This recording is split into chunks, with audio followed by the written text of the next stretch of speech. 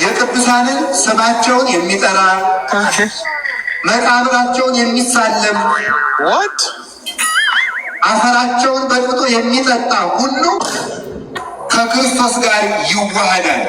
ባል እንግዲህ የመቃብር አፈር እየፈለክ እየሰበሰብክ መጠጣት ነው። ለምን? የዘላለምን ሕይወት ለማግኘት። ይሄ ትምህርት የት ነው ያለው? መጽሐፎቻቸው ውስጥ ወንድሞች ናቶች፣ መጽሐፍቶቻቸው ውስጥ የተጻፈውን እዚህ ስናሳያቸው እኛ በዚህ መጽሐፍት አናምንም ይለዋል። አራት አይና የሚባሉ እንግዲህ ሊቀ ሊቃውንት ተብለው ነው የሚጠሩት። ሊቀ ሊቃውንት ተብየው ግን በሙሉ የሚሰብኩት ይሄንን ነው። በአውደ ምሕረታቸው ላይ የሚሰብኩት ይሄንን ነው፣ የሚያስተምሩት ይሄንን ነው። እኛ ስንጠይቃቸው ግን አይ እኛ ቤተክርስቲያኒቱ ትምህርቷ የተመሰረተው በብሉይና በአዲስ ላይ ነው ብሎ ይላል። ያውም ደግሞ ለእኔ እኮ ነው የሚነግረኝ፣ ደግሞ መጥቶ ማለት ነው ለእኔ ነው የሚነግረኝ። ምልህ ኤርምያስ ምልህ ቤተክርስቲያኒቱ ትምህርቷ በብሉይና በአዲስ ኪዳን ላይ ነው የተመሰረተው እና እችን ቤተክርስቲያን ስለማታውቃት ነው ምናምን ነገር ብለው ሊሉን ይዳዳቸዋል። ኦኬ ስማቸውን የሚጠራ መቃብራቸውን የሚሳለም አፈራቸውን በጥብጦ የሚጠጣ ሁሉ ከክርስቶስ ጋር ይዋሃዳል። ቆርጠውት እንጂ ስሙን በሕይወት መጽሐፍ ላይ ሁሉ ይጻፍለታል ይላል። የሆነ አንድ ጻድቅ የተባለ ሰውዬ የእሱ መቃብር ያለበት ትሄዳለህ በዚህ ትምህርት መሰረት። ከዛ ሄደ መቃብሩ ላይ ነው የምትሰማው። መቃብሩ ላይ ስትሰም መቃብር ውስጥ ማን አለ? ያ የሞተው ሰውዬ አጽም። መቃብር ላይ የሚገኘው ምንድን ነው? የሙት መንፈስ እና ሄደ መቃብሩ ላይ ትስማለህ። በመጀመሪያ ከሳምክ በኋላ ከዛው ተጎንብሰ ከሳምክበት የመቃብር አፈር ላይ አፈር ዘግነት ትነሳለህ። በፌስታል ነገር ይዘህ መሄድ አለበት፣ ፌስታል ማለት ነው። ከዛ እሱን ይዘህ ወደ አዲስ አበባ ትመጣለህ። ጠዋት ጠዋት የሚሆን ማታ ማታ እየበጠበጥክ መጠጣት ነው፣ በኦርቶዶክስ ሐዋርያዊት ትምህርት መሰረት ማለት ነው። ለምን? ከክርስቶስ ጋር እንድትዋሃድ ከፈለክ ከክርስቶስ ጋር ይዋሃዳል ነው ያሉት። ልብ በሉ። አፈራቸውን በጥብጦ የሚጠጣ ሁሉ ከክርስቶስ ጋር ይዋሃዳል። ያለ አፈሩ ምንድነው ጥቅሙ ታዲያ? ኤርምያስ የመቃብር አፈር ብለህ ብትጠይቅ እሳቸው ራሳቸው ምን ብለው ይመልሳሉ? ከክርስቶስ ጋር ለማዋሃድ አፈሩን በጥብጠህ መጠጣት ነው ያለብህ።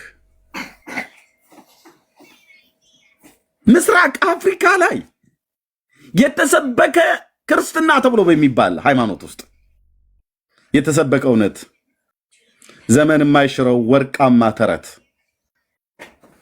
ዘመን የማይሽረው ከዓለም ፍጥረት ተሰምቶ ታይቶ፣ እኔ በሌላ ሃይማኖት እንደዚህ ይኑር አይኑር አላውቅም።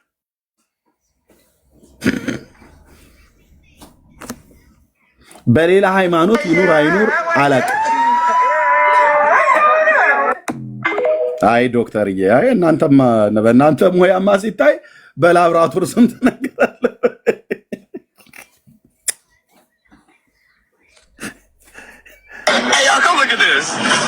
የቅዱሳንን ስማቸውን የሚጠራ መቃብራቸውን የሚሳለም አፈራቸውን በጥብጦ የሚጠጣ ሁሉ ከክርስቶስ ጋር ይዋሃዳል። አፈር በጥብጠህ ጠጥተህ ነው ከክርስቶስ ጋር የምትዋሃደው በኦርቶዶክስ። የምን አፈር? የመቃብር አፈር። የማንን መቃብር? ኦኬ ኤደን ስሟን ታስታውሽኛለሽ? ኤርትራ ውስጥ ያቺ ማንች አጽሟን ነው አይደል? አጥንቷን ፈጭተው የሴትዮዋን አጽም መሪና ነው ማንም የምትባለው ኤዲ እንባ መሪና ዲሚያና ቅድስት ዲሚያና ጋይስ፣ እዛ ደግሞ የባሰ ነው። እዛ የሴትዮዋን አጥንት ነው ምናምን ነገር አጽሟ መሰለኝ አድቅቀው ፈጭተው በቅባት ይቀቡታል። የት? ኤርትራ ውስጥ ዲሚያና መቃብር መቃብር የመቃብር ኑሮ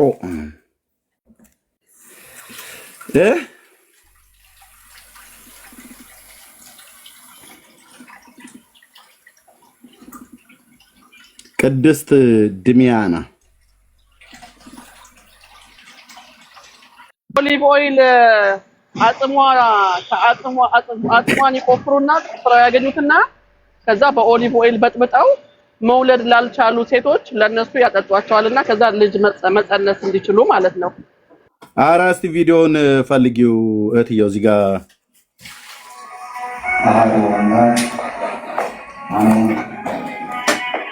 ምስጢሩ ናይ ምሕረት ኪዳን መዝሙር ንምዝማር ብስም አብን ወልድን መንፈስ ቅዱስን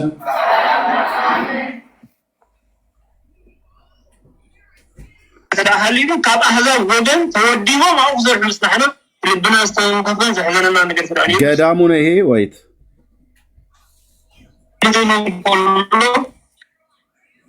እሱ ቪዲዮ ያለው ሰው ካለ እስቲ የቅድስት ዲሚያና እህትየው አለሽ ኤዲ ኤርሚ የዛኛው ስልኬ ላይ ነው ስራ ላይ ነኝ ደግሞ አሁን ሁለተኛው ስልኬ ላይ ነው ያለው ቤት ያለው ስልኬ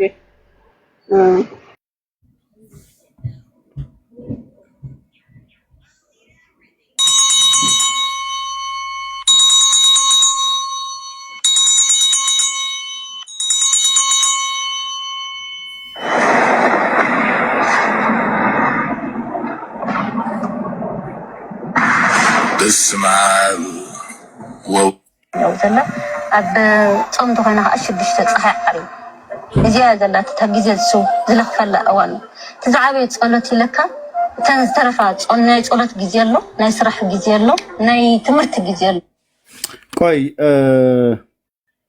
ቪዲዮ ነበረ ፕሊስ ምን እንደሚባለው ምን ብዬ ታይፕ ላድርገው የዲሚያና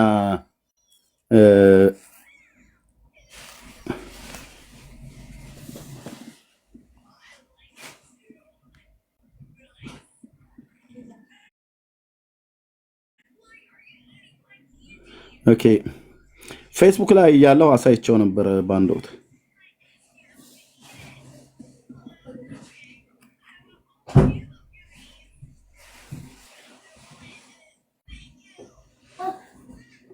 Mama ኦኬ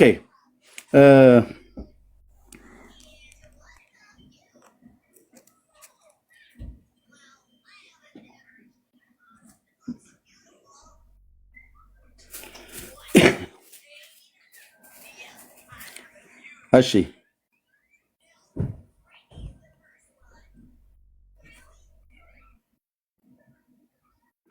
ኦኬ እዚህ ጋር ነው ያለው እዚህኛው ቪዲዮ ውስጥ አለ የቅድስት ድሚያና የምትባለው ሴትዮ እንትኑ አጥንቱን ፈጭተውት ማለት ነው በጣም እኮ ነው በጣም በእውነት ሪቴት እኮ ነው የሚያደርገው በኢየሱስ ክርስቶስ አጥንቱን ፈጭተውት የሴትዮዋ አጽም ተገኝቶ ማለት ነው እሱን ድቅቅ አድርገው ፈጭተውት ከዛ ከቅብአት ጋራ እያደረጉ ይቀቡታል አይ ቲንክ ይጠጡታል ማለት ኤደን ያልወለዱ ሴቶች ይወልዱታል ምናምን ነገር እየተባለ እንደ ጸበል ይጠጡታል የሚዋ እንደ ጸበል ይጠጡታል ካኑ ኢማጂን የሰው አጥንት ተፈጭቶ ኦ ሎርድ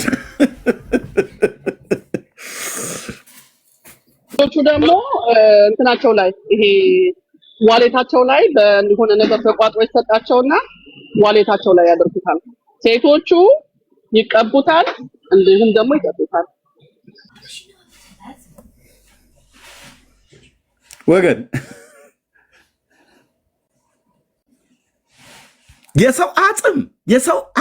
የሰው አጥንት ተፈጭቶ በኤርትራ ማለት ነው እኔ ዛሬ ስንት ዓመት አካባቢ ላይ ዩቲዩብ ላይ እና ፌስቡክ ላይ በነበርኩ ሰዓት ላይ ቪዲዮውን ራሱ አሳይቻለሁ ቪዲዮው ማለት ነው ከኦሊቭ ኦይል ጋር ነው ከወይራ ዘይት ጋር አጥንቷ ተፈጭቶ የሴትዮዋ አጽም ይሄው እየበጠበጡ ሰይጣን እስከዚህ ድረስ ማለት ነው የሄደበትን እዩ በኢትዮጵያ ኦርቶዶክስ አፈር አስበጥብጠው የመቃብር አፈር አስበጥበጣው እና የቅዱሳኑን አጽም አስመው ወንድምነት ብርክዬ በደህና ጊዜ መጣል የዛ ልጅ ቪዲዮ ላክልኝ ወይስ ልከልኛል ከዚህ በፊት ብርኬ ወንድምነት ላክልህ አሁን ድጋሚ ላከው እስቲ ድጋሚ ላከ ይሄን ሙት መንፈስማ ዛሬ እናጭደዋለን በእግዚአብሔር ቃል ሎክ በኢትዮጵያ ኦርቶዶክስ መቃብር ሳሙና መቃብሩን ስስሙት ትላለች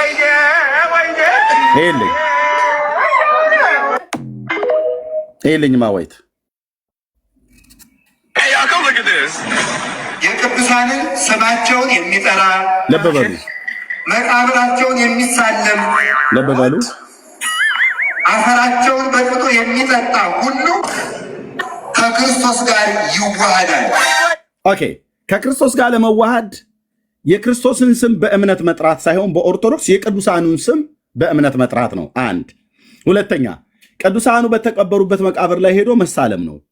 ሁለት ሶስተኛ የቅዱሳኑ መቃብር ያለበት ጋር አፈሩን ዘግና አምጥተህ ከመቃብሩ ላይ እሱን እየበጠበጥክ መጠጣት ነው።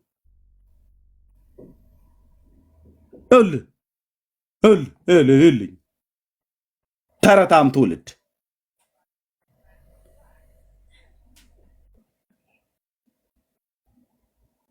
ለተረት ነው እንደዚህ አፋቸው የሚከፈተው። እቡጥዬ እኔ አባት ተብሎ እንዲባል ማለት ነው። እልም ያለ ተረታ። ስንት እኮ አባቶች እኮ አሉ መጽሐፍ ቅዱስን ገልጠው የሚያስተምሩ።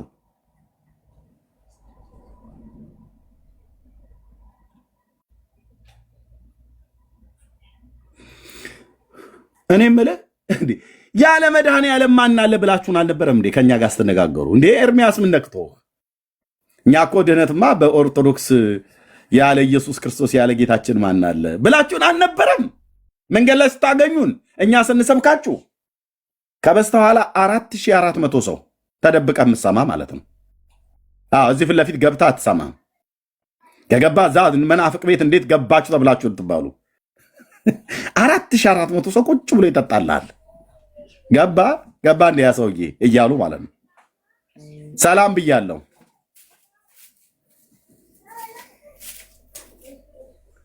ቁጭ ብለው ሰው ተረት እየሰማ በተረት ሊሞት ነው። ብዙዎቹ ሞተው ሄዱ።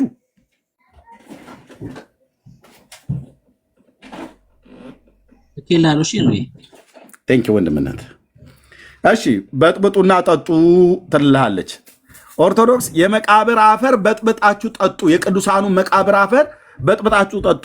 እሱም በጥብጣችሁ ስትጠጡት ነው ከክርስቶስ ጋር ህብረት የሚኖራችሁ እያለች ነው። ይኸው ሊቃውንታ መቃብራቸውን የሚሳለም አፈራቸውን በቅጡ የሚጠጣ ሁሉ ከክርስቶስ ጋር ይዋሃዳል። ሎክ አሁን ከክርስቶስ ጋር ለመዋሃድ መቃብር አፈር በጥብጦ መጠጣት፣ መቃብር መሳም፣ የቅዱሳኑን ስም መጥራት፣ ይሄ ሐዋርያዊ ትምህርት ነው ወይ? እናየዋለን። እሺ ሌላውስ? ከዚህ ባለፈ ደግሞ የምትስመው ነገር ደግሞ እዛ ደግሞ ስትሄድ የምትስመው ነገር አለ ነው። ይሄኛውን አይደለም ወንድምነት፣ የዛኛው ከሳጥን ውስጥ አውጥቶ የሰጠው የዛ የልጁ ቤተ ገብርኤል ሶስት ሌላ ከፍ ኦኬ ያ ቴንክ ዩ ያ እሺ ኦኬ። ወደ እንደዚህ አይነት ገዳም ትሄድና እንደዚህ ደግሞ ታገኛለህ። ለበረከት ነው። አሁን ዛሬ ሁሉም እንደዚህ እንደሚያየው በገዳሙ ሞቶ የተቀበረ ማንኛውም ሰው አስከሬኑ ሳይበሰብስ ስጋውም ሳይፈርስ ደርቆ ጸጉሩ ሳይረግፍ እንዳለ ተቀምጦ ይገኛል። ሌላው ቀርቶ አስከሬኑ የሴት ይሁን ወይም የወንድ በሚለይ መልኩ ይታያል። በትንሹ በዋሻው ውስጥ ብቻ ከ5000 ያላነሱ የቅዱሳን አጽሞች ከአይን መፍሰስ በስተቀር ሙሉ አካላቸው ጠፍርና ጸጉር አቤት ጌታ ኢየሱስ ከዚህ ጉድ ነው ያወጣኝ። በእውነት ዘመኔን ሁሉ አገለግልሃለሁ። ለጻድቁ በተሰጠው የቃል ኪዳን ስፍራ ብቻ ነው። 20 ሜትር ርቀው ወጣ ብለው ከገዳሙ የተቀበሩ አስከሬኖች ወዲያው ይበሰብሳሉ። በአንድ ወቅት አንድ አስከሬን ግማሽ ጎኑ ወደ ገዳሙ ድንበር ግማሽ ጎኑ ደግሞ ወደ ውጭ ይቀበርና ከብዙ ዘመን በኋላ አጽሙን አስቆፍረው ሲያወጡት ወደ ገዳሙ ያለው አካል ሳይበሰብስ ከገዳሙ ውጭ በ50 ሳንቲሜትር ርቀት ያለው ግማሽ አካል በስብሶ እንደተገኘ የገዳሙ መናንያን ይናገራሉ።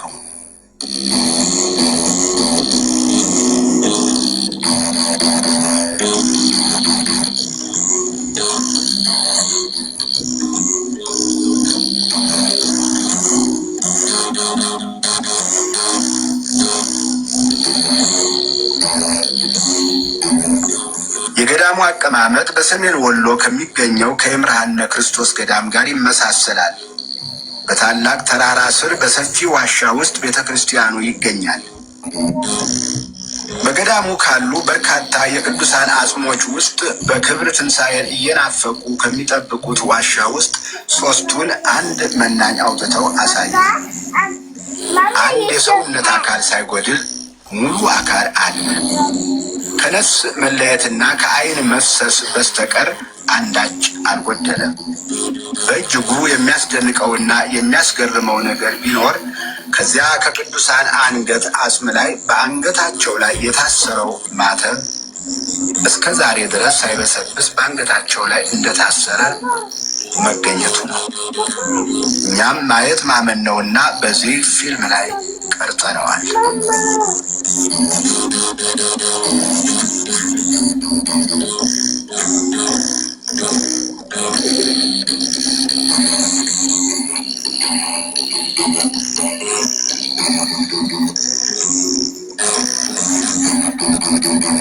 ይሄ ነው ከሐዋርያት የተቀበሉት። ይሄ ነው ሐዋርያው ቀብሎሽ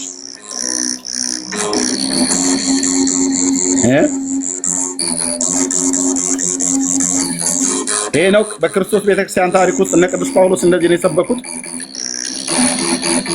ከነብሱ በፊት የነበሩትን የቅዱሳን ሰዎች አጽም ስለማያገኙት ነው፣ መቃብራቸው ስለሌለ ነው በኢየሩሳሌም።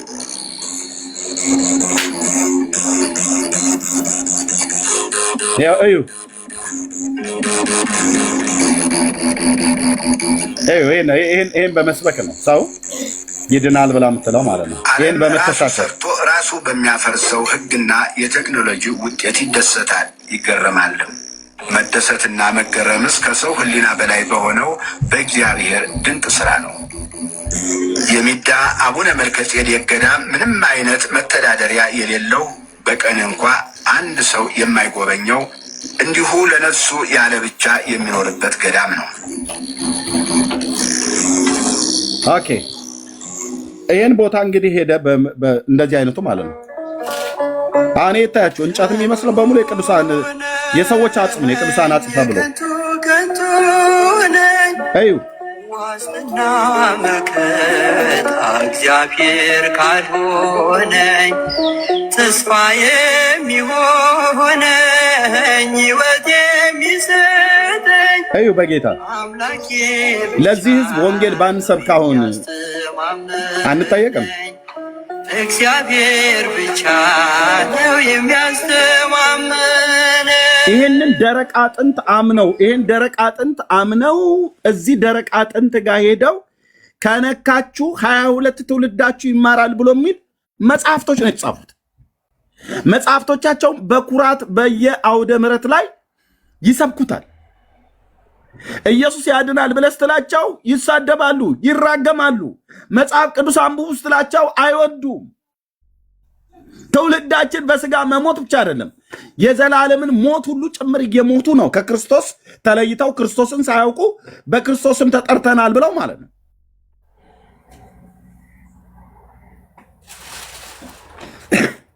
የሬሳ መዓት፣ የሬሳ ክምችት፣ ይሄ ሁሉ እንጨት እንዳይመስል ይሄ ሁሉ አጥንት ማለት ነው።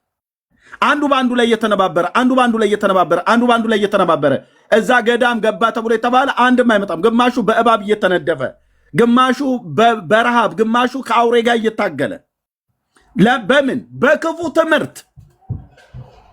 የሰው ልጅ እንደዚህ እንዲረግፍ አልነበረም ክርስቶስ የሞተው። አሁን እዚሁ ስንቶች አላችሁ ቤተሰቦቻችሁ ጠፍተው ይቀሩ ወደ ገዳም ሄደው ማለት ነው።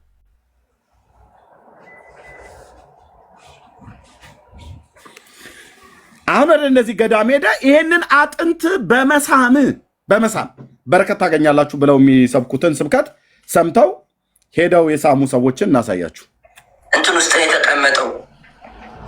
ምንድነው? በቀይ ግምጃው ነው በሳጥን ነው የተቀመጠው። ያንን ነገር እንደውም ለመንካት እድል ነው የሚጠይቅሽ። ግን አጋጣሚ እግዚአብሔር ሲፈቅድልኝ ለአንዳንድ ለበረከት ስራ ሲሄድ አባቴ እስኪ ባኮት ምናምን ብዬ ጠይቄ ምናምን ያንን ያዝኩኝና እንደ እምነት አድርጌ ከዛ በኋላ ሳምኳቸው። ሎክ አጽሙ ማለት ነው። አሁን ገባሽ ሰሊ? ዝም ብዬ አንስቼ ያልኩት ነገር የለም። ያን በፍቃድ ነው። ቀይ ግምጃ ውስጥ የተቀመጠ የሰው ጭንቅላት ታዩታላችሁ። ለራሴ ለእምነቴ ነው። እንደዚህ እንደቅዱስ ውጭ የሆኑ ነገሮች ነበሩ። እንዲሁ አባቶችን ስለ እያንዳንዳቸውን እየነገሩ ነበር እዛ ሳጥን ውስጥ ያለውን እና እኔ እሱን ራሴ እሱን ለማግኘት የዋሻ እንድሪያስ የበዓሉ ዕለት ነበር የሄድኩና ለመሳለም ወረፋው ብታይ እኮ እንደዚህ እንዳይመስልህ ታውቀዋለህ። ግፊቱ መከራ የሆነ እግዚአብሔር ውስጥ ንገርልኝ፣ በግድ ንገርልኝ። ሰው በግድ ገፍቶ አስገብተኝ አቅም የለኝም። እጄ እንድቻ አድርጌ ሳጥኑን ነክቼ ማለት በረከት ነው አገኘው እየተመጣሁት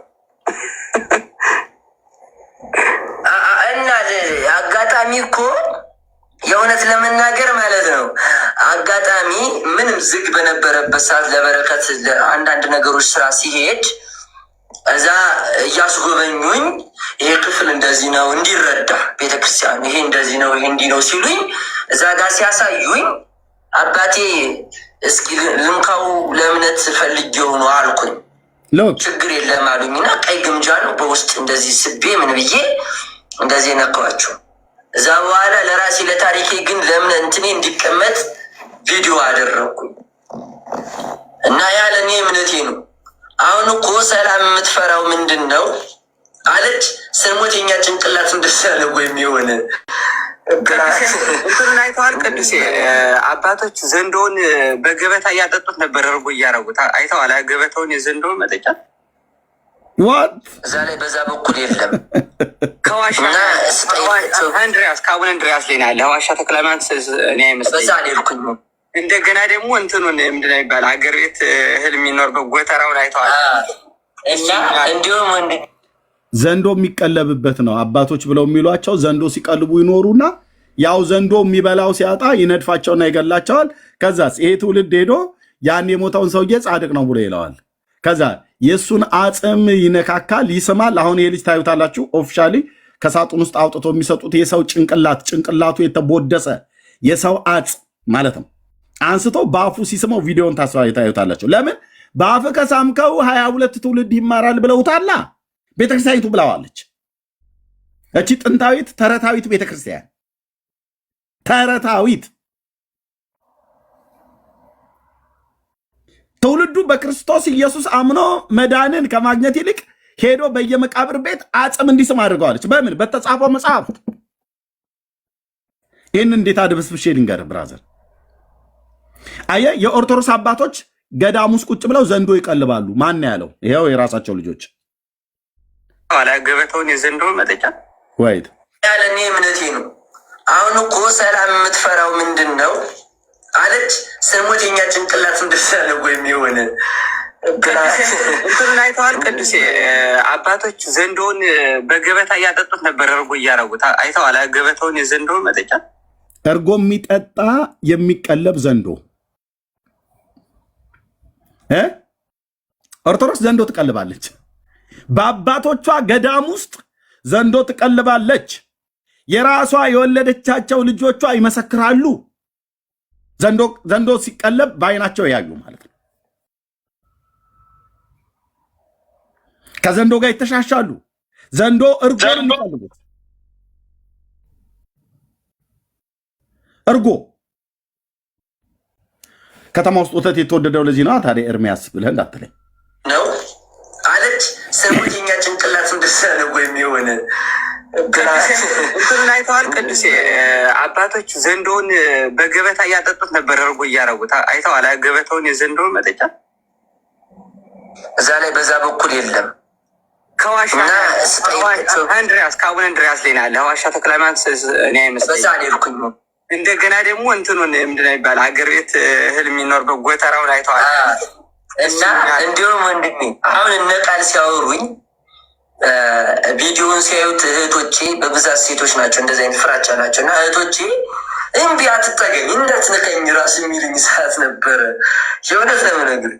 በቃ አንተ ሌላ ሰው ነው ሆናል ማለት ነው የሚሉ ሰዎች አሉ። እና እንዲህ ያንንም እኮ አንዱ ሂዶ ሳይነካው ሳያገኙ የተመለሰበት ሰዓት አለ ያለ ሲሪየስ ምስክር የሁለታችን እኮ እናንተ ሆነን እየተናገር ነው። እንግዲህ እኔ ራሴ ነው የምናገረው። በአካል እጅ አለው አለ እኔ ነገር ይሰዋል ለማግኘት አላገኘሁትም አለ የሰው እጅ የነካውን ሰው እጅ እንኳን ነክተህ ተተመለስክ በረከት ነው የሚባል በዛ ሰዓት ማለት ነው። አጽሙ ማለት ነው። ልብ በሉ።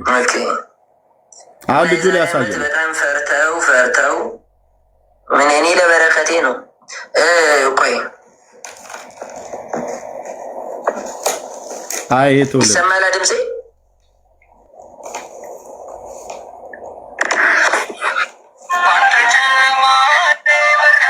ኦኬ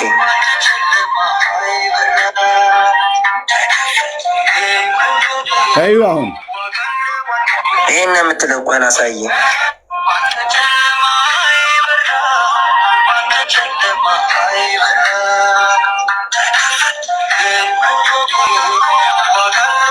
ያው ሲሰማዩ ለአንዳንድ ነው እዛ ከዛ ሌላኛ ይሄ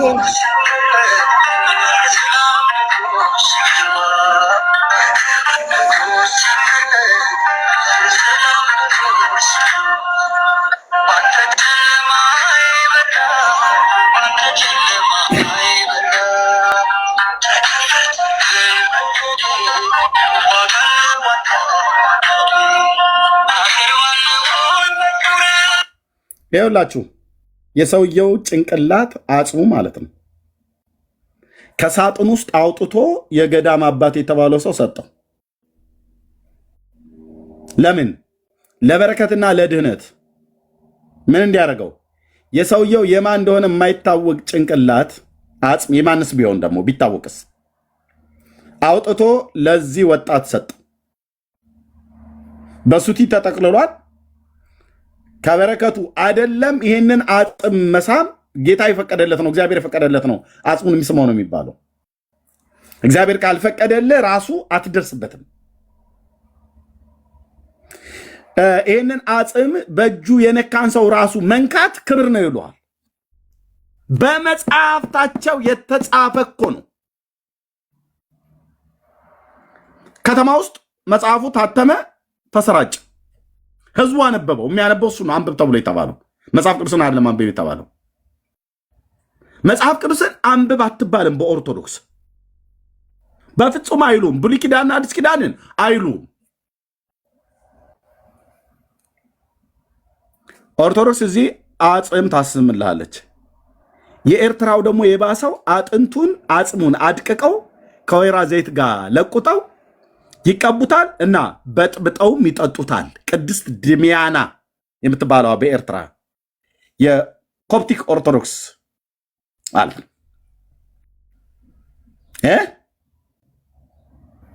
የሰው አጥንት ደቆ ተፈጭቶ በዘይት ተለውሶ ጠጡት። የአባቶች አምላክ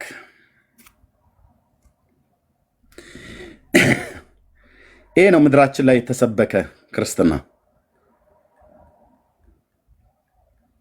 ይሄ ነው ምድራችን ላይ የተሰበከ ክርስትና። ያው እዚህ ሲሰማው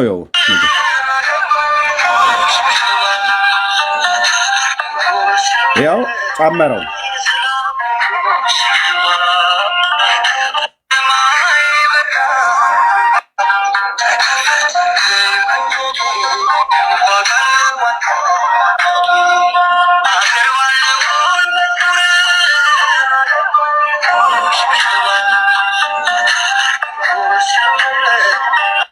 ያው ጨመረው፣ መልሶ ስሞ ወደ ሳጥን ውስጥ ጨመረው።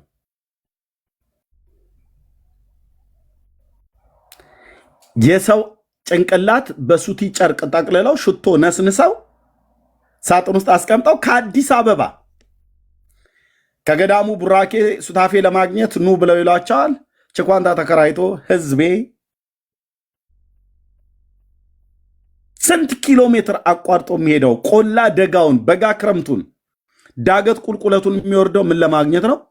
የሰው አጥንት ስሞ ሊመጣ ያንን አጥንት ስሞ ከዛ ደግሞ አጥንቱ ካለበት ላይ እዛው አጥንቱ ካለበት ላይ ማለት ነው። ታውቃላችሁ ሰውነቱ ከነካበት አሁን እነኛ ቅድም እንጨት የሚመስለው አለ አይደል? ከዚህ ነው አፈሩን የሚያነሱት። ይታያችሁ ወይ? ከዚህ ነው የሚያነሱት። አሁን ይሄ የሰው አጽም ነው፣ አጥንት ነው። አፈሩን ከዚህ ነው የሚዛቀው። ያው የእነዚህ ሰዎች ስጋቸው ሲበሰብስ ሲተላ ከወደቀበት ማለት ነው። እና ይህንን ያነሱና አፈሩን ከዚህ እምነት ነው ይለዋል። ኦ ማይ ጋድ ኦ ማይ ጋድ ኦ ማይ ጋድ ኦ ማይ ጋድ። እና ምን ያደርጉታል? ይጠጡታል።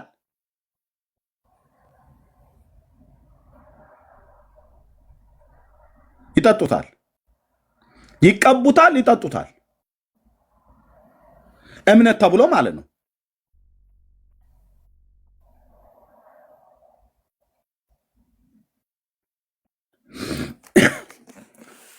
የትኛዎቹ ሐዋርያት ናቸው እንደዚህ ያደረጉት? ሐዋርያ ቅብብሎች ናችሁ ብላችሁ ያላችሁን።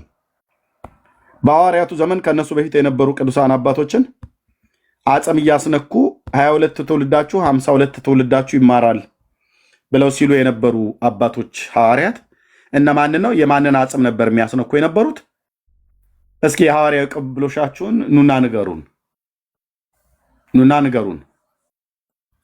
ታሪካችሁ ሲፈተሽ እኮ እርስ በርሱ የሚጣላ ታሪክ ነው።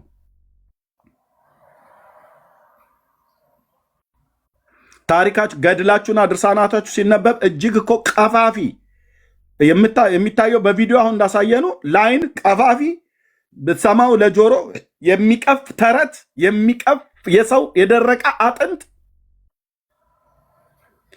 እዚህ ኢትዮጵያ ውስጥ ሳሙ ይሉሃል። የመቃብሩን ማነው የቅዱሳኑን አጽም ሳም ይልሃል እና አፈራቸውንም በጥብጠህ ጠጣ ይልሃል። ኤርትራ ውስጥ ደግሞ አጥንቱን ፍጨውና አድቀቀህ ጠጣው ትላለች። የቅድስት ድሚያና የምትባለው የገዳማት መነኩሴዎች ናቸው እነዛ ሲያደርጉ የነበሩት። ከወይራ ዘይት ጋር ቀላቅለው የሰው አጥንት ተፈጭቶ ማለት ነው። ሎርድ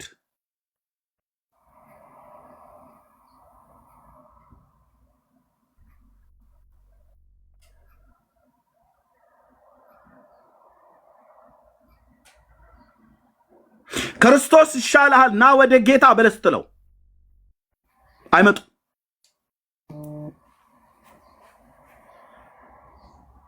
ሰላም ብለናል። ከበስተኋላ 4700 ሰው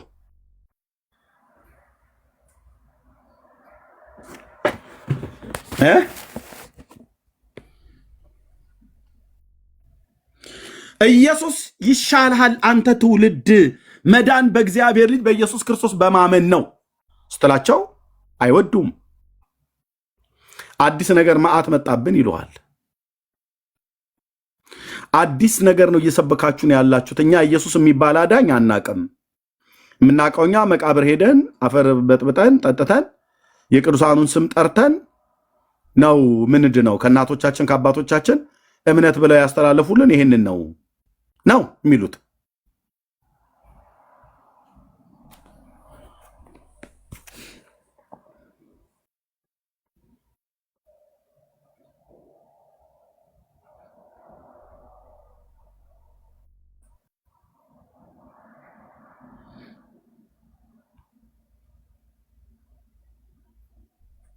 ምን መልስ አላችሁ አሁን ኦርቶዶክሳውያን ወገኖች? ስለዚህ በኤርትራ የሰው አጽም ተፈጭቶ ይጠጣል። ገዳም ውስጥ በዘይት ተለውሶ ይጠጡታል። በኢትዮጵያ የሰው አጽም ከሳጥን ውስጥ እያወጡ ይስሙታል። አጽሙ ባረፈበት ቦታ ላይ አፈሩን ከስሩ ዝቀው አምጥተው እምነት ብለው ይጠጡታል። ይሄ ከሐዋርያቱ ትምህርት ከየት ነው ያገኛችሁት? የትኞቹ ሐዋርያት ናቸው እንደዚህ አይነት ያቀባበሏችሁ? ጥያቄ ለእናንተ ነው። ጸጋ ያብዛላችሁ። ወንድምነት ብርኬ እንኳን ደህና መጣህ። ቀጥል። ቴንኪው። እሺ ኤርሚ ቪዲዮ ታሳይልናለህ? ከዛ እንቀጥልኛ። እሺ የትኛውን የላካውን ላሳይ? ዋትስአፕ ላይ 2 ቪዲዮ ልክ ይላል። አሁን የላኩትን ካካማይሉ ቅዱሳን አጽማቸውን እያሳዩ ነው ያሉት። ከ8ኛው ደቂቃ ላይ ታረግልናለህ። አሁን የላኩት የመጀመሪያውን ደግሞ ተወደዳችሁ የእግዚአብሔር ቤተሰብ ኦኬ፣ ይሄኛውን ከስንተኛው ደቂቃ ላይ አድርገው እንደምነት ይሄን እስኪ የአባ ጽጌ ድንግል ነው እሱ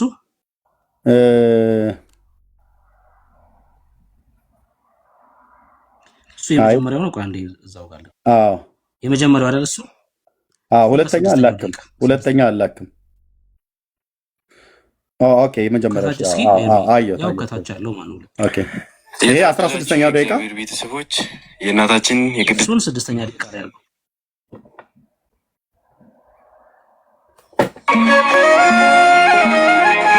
እንግዲህ የተከበራችሁ እግዚአብሔር ቤተሰቦች አሁን እዚህ አጽሙ ያለበት ቦታ ነው። እዛ እንሄዳለን፣ እናያለን። አባቶች አሉ ያስረዱናል እንዴት እንደሆነ ማለት ነው። እሱን እናያለን። እግዚአብሔር ከሁላችን ጋር ነው። ማቲው ዋቀዩ እንደምትከሰንዩ ጋር ማዳን ተጀጅሩ በከላፊ ነማ ፎነማ ዋለሜ ወቶን ቶርቶሪን ጅሩ አጅቻራ አቺሴኔ ወጭን ላላ ዋቀዩ ፋናታው ቦኑ ጋር ወጪሰን ጅሩ ይሳወጭን ላላ ጅቻራ ዘንድ የሚታይ ቃል ኪዳን ስጠይ ሲሉት ደጅ መቶ የተቀበረውን አጽሙ አይፈርስም አይበሰብስም። ይህ ለመታሰቢያ እዚህ ዋሻ ውስጥ ሰውነት እስኪጠራ ስለተጋደል ለመታሰቢያ የሰጠው ነው ተብለው ቃል ኪዳን ተሰጥቷል። እንግዲህ የምትዋቸው ብዙ ዓመት መንገድ ውስጥ ቆይተው አካላቸው ሳይፈርስ በዚህ አይነት መልኩ የሚወጣው የማይለወጥ ቃል ኪዳን ስለሰጣቸው ነው። ብቻም አይደለም ለመረጥ ያልጠራኋትን ነፍስ ለመንግስተ ሰማያት ያልተመረጠች ያልተጻፈች ነፍስ ደጅን አትረግጥም ያላቸው እነዚህ እዚህ ቦታ ላይ ተቀብረው አካላቸው እንደማይፈርስና ነፍሳቸው በገነት እንዳለች ሁሉ እናንተም ይህንን ቦታ የረገጣችሁ ተመርጣችሁ ነው። ይህንን ክብር እንድናገኝ ያደረጋል አምላካችን ለመድኃኒታችን ለኢየሱስ ክርስቶስ ክብር ምስጋና ይድረሰው። እንግዲህ ለግንዛቤ ያክል ይህንን ካልኳችሁ ጌታችን በክብር ወደ ሰማይ አድርጓል። አባታችንም ግንቦት 4 ቀን በክብር አርፏል ማለት ነው። እንግዲህ የምናከብረው በደማቅ ክብረ በዓላቸው ያረፉበት ቀን ስለሆነ ማለት ነው። ስላገናነዙ ደግሞ እዚህ ጋር የምታዩት ያ በሙሉ ይሄ አጽም ነው ይታያችሁ ያሉ ልብሰ ብርሃናቸው የእግዚአብሔር ጸጋ ነበረ። ጸበለስን ከበሉ በኋላ ግን ልብሰ ብርሃናቸው ሲገፈፍ ራቁታቸውን ሆነዋል። ራቁታቸውን መሆናቸውን ሲተያዩ ሲተፋፈሩ አፍረተ ስጋቸውን በእጃቸው ሸፍነው ነበረ። የዛን ምሳሌ ለማስረዳት ምዕመናን በዚህ አይነት መንገድ ይገነዛሉ። የመምህራን አገናነዝ እዚህ ጋር የምታዩት የዲያቆናት አገናነዝ ነው። ዲያቆናት እግዚአብሔር ለማገልገል ካህናትን ለመርዳት ለተልእኮ መፋጠናቸውን ለማስረዳት በዚህ አይነት መንገድ ይገነዛሉ። የኛው የካህናት አገናነዝ ነው። ካህናት የጌታችን የኢየሱስ ክርስቶስን መከራ መስቀሉን እያሰቡ መስቀሉን ተሸክመው የማገልገላቸው ምሳሌ ለማስረዳት በዚህ አይነት መንገድ ይገነዛሉ። እዛ ጋር የምታዩቸው ህፃናቶች ናቸው። በህፃነት ያረፉ ለእግዚአብሔር የሚሳነው ነገር ስለሌለ ህፃናትም በዚህ አይነት መልኩ ወጥተዋል ማለት ነው። ሌላው የአቀባበሩ ስነ ስርዓት እዚህ ቦታ ላይ በሳጥን መቅበር አይቻልም። በሳጥን ከተቀበረ ቃል ኪዳን የተሰጠው ለአፈሩ ስለሆነ አፈሩ ደግሞ የሚያገኘው ሳጥኑን ነው። ስለዚህ ሳጥኑ እንደምታዩት ብዙ ዓመት መሬት ውስጥ ቆይቶ በዚህ አይነት መልኩ ሳይበሰብስ ወጥቷል። ውስጡ ያለው ግን አጽም ይፈርሳል፣ ይበሰብሳል ማለት ነው የቃል ኪዳኑ አፈር ስለማያገኘው። ሌላው እንግዲህ ቅድም ከነገርኳቸው በተጨማሪ ለየት ያለ ቃል ኪዳን የተቀበሉት ምንድነው? አስቡኝ አትርሱኝ ነው። ይህ አስቡኝ አትርሱኝ ማለት እዚህ ቦታ ላይ ደርሰው የቃል ኪዳኑ ተሳታፊ ሆነው ሰው ደካማ ነውና ኃጢአት ቢሰሩስ እንዴት ታደርግልኛለህ ብለው ሲጠይቁት ጌታችንም እኛን ለማዳን ምክንያት ነውና የሚፈልገው በዚህ በቦታ ላይ የክርስትና ስሙን አስይዞ ወይም አስይዛ በቅዳሴ ሰዓትና በኪዳን ሰዓት በአንተ ስም የተጸለየላቸው ለንስሐ ለመንግስተ ሰማያት አበቃቸዋለሁ ብሎ ቃል ኪዳን ስለሰጣቸው እንግዲህ ለንስሐ መብቃት ቀላል ነገር አይደለም። ሰው ተመቸውም አልተመቸውም አዘነም ተደሰተም ለንስሐ በቅቶ አሟሟቱ ካመረለት ከዚህ በላይ ምንም አይነት ዕድል ስለሌለ እንግዲህ ለንስሐ እንድንበቃ በረከታቸውን ጻድቁ በቤታችን እንዲሞልን ቤተሰቦቻችን እንዲባርኩልን ብላችሁ የምታስቡ ከሆነ የክርስትና ስማችሁን ማስመዝገብና ማሰለይ ትችላላችሁ። ለመባ ያክል ገንዘባችሁን ለማስያ ለማዚህ ተጨማሪ በረከት ስለምትጎናጸፉ 100 ብር ያስከፍላል። በ100 ብር ንስሐ ይገኛል ማለት ሳይሆን የቃል ኪዳኑ ተሳታፊ ለመሆን እንጂ በገንዘብ ብዛት የእግዚአብሔር ንስሐ የእግዚአብሔር መንግስት አይገኝም።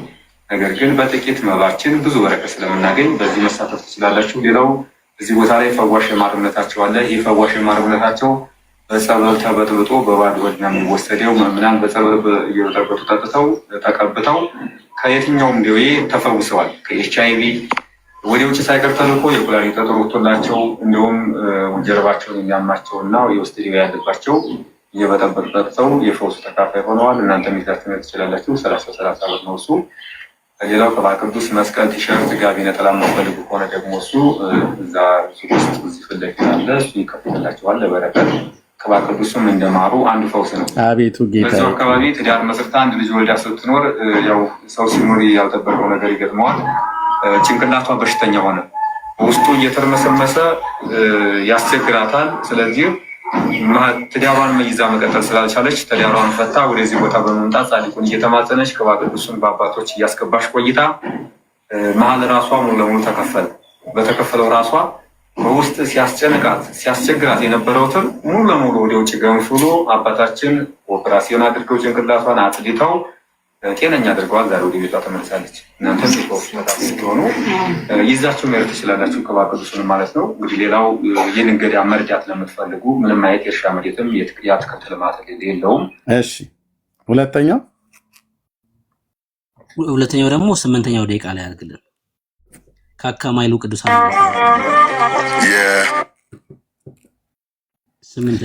ካካማይሉ ነው ያልከው? አዎ። ኧረ ብሩክዬ እንዴት ለሰው ራራለት እንዴማ አሉ እያወራ ነው ወይስ ሜት አድርጋለሁ?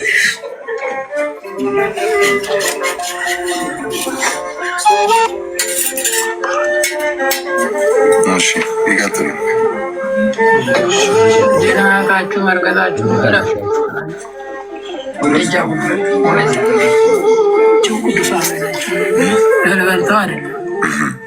ቅዱሳን ተሰማይ የሰማይ ላቶች እየተላከ በቀን በቀን የሚበሉ ናቸው። ሽንት የላቸው፣ ሰገራ ያላቸው፣ የታጠቡ ናቸው። በስተ እግዚአብሔር እነዚህ ቅዱሳን ቦታ ማየት ቀላል አይመስላችሁ። ይህን አይታችሁ ይህን ሰምታችሁ እንደ ግሸ ማርያም ቢነገር ያው ነው እና ኃጢአት ታልገባችሁ ኃጢአታችሁ ይሰራል። አባ የቅዱሳን ፎቶ ስናነሳ ቪዲዮ ስናነሳ ጥሩ ነው? ችግር የለም? እየወሰደው ነው ሰው። ችግር አለው ወይስ ችግር አለው? ችግር የለውም። ያው እኛም ነገ እንደዚህ ሆነ ከአይጣት የሚደረግ ነው። የቅዱሳኖች አጥም ነው እዚህ አረግ ነው። ይህ እንግዲህ ነገ እኛም እንደዚህ ነው። ጭንቅላታችን አይነ ነበራቸው፣ ጆሮ ነበራቸው፣ አፍ ነበራቸው፣ ምላስ የሚናገሩበት። እኛም ነገ እንደዚህ ነው። ስጋችን ሲበሰብስ፣ አጥማችን ሲላቀቅ እንደዚህ ነው የምንሆነው። የሰው ልጆች የሰው ልጅ ይሄ ነው። አባታችን እነዚህ ቅዱሳን ከየት ነው የሚመጡት? ከየት ነው እዚሁ የሚያገለግሎች? ሌላማ አሁን የተደረገው ነስራ አሞራ ምቶ እንደተቆለፈ እዚሁ ወለል ይገኛል። ተቆናጥፎ ቤቱ እንደተቆለፈ ማለት ነው። የገባበት አይገኝ። እግዚአብሔር ስራ ታሪክ ነው። ረፍ ረፍ በሉ አላማው ድንቅ ነው። አባ ታምር ነው። እሺ ብርኬ ካካማ ይሉ አላለም። ሽንትም ሰገራም የማይወጡ እኮ አሉ። ንጹህ ናቸው። እዛው ሲያገለግሉ የነበሩ ንጹሃን ናቸው። እነዚህ እውነት ነው። በረከታቸው ይደርብን፣ ይደርብህ። አሜን። ይደርብህ። እንኳን ደህና መጣህ።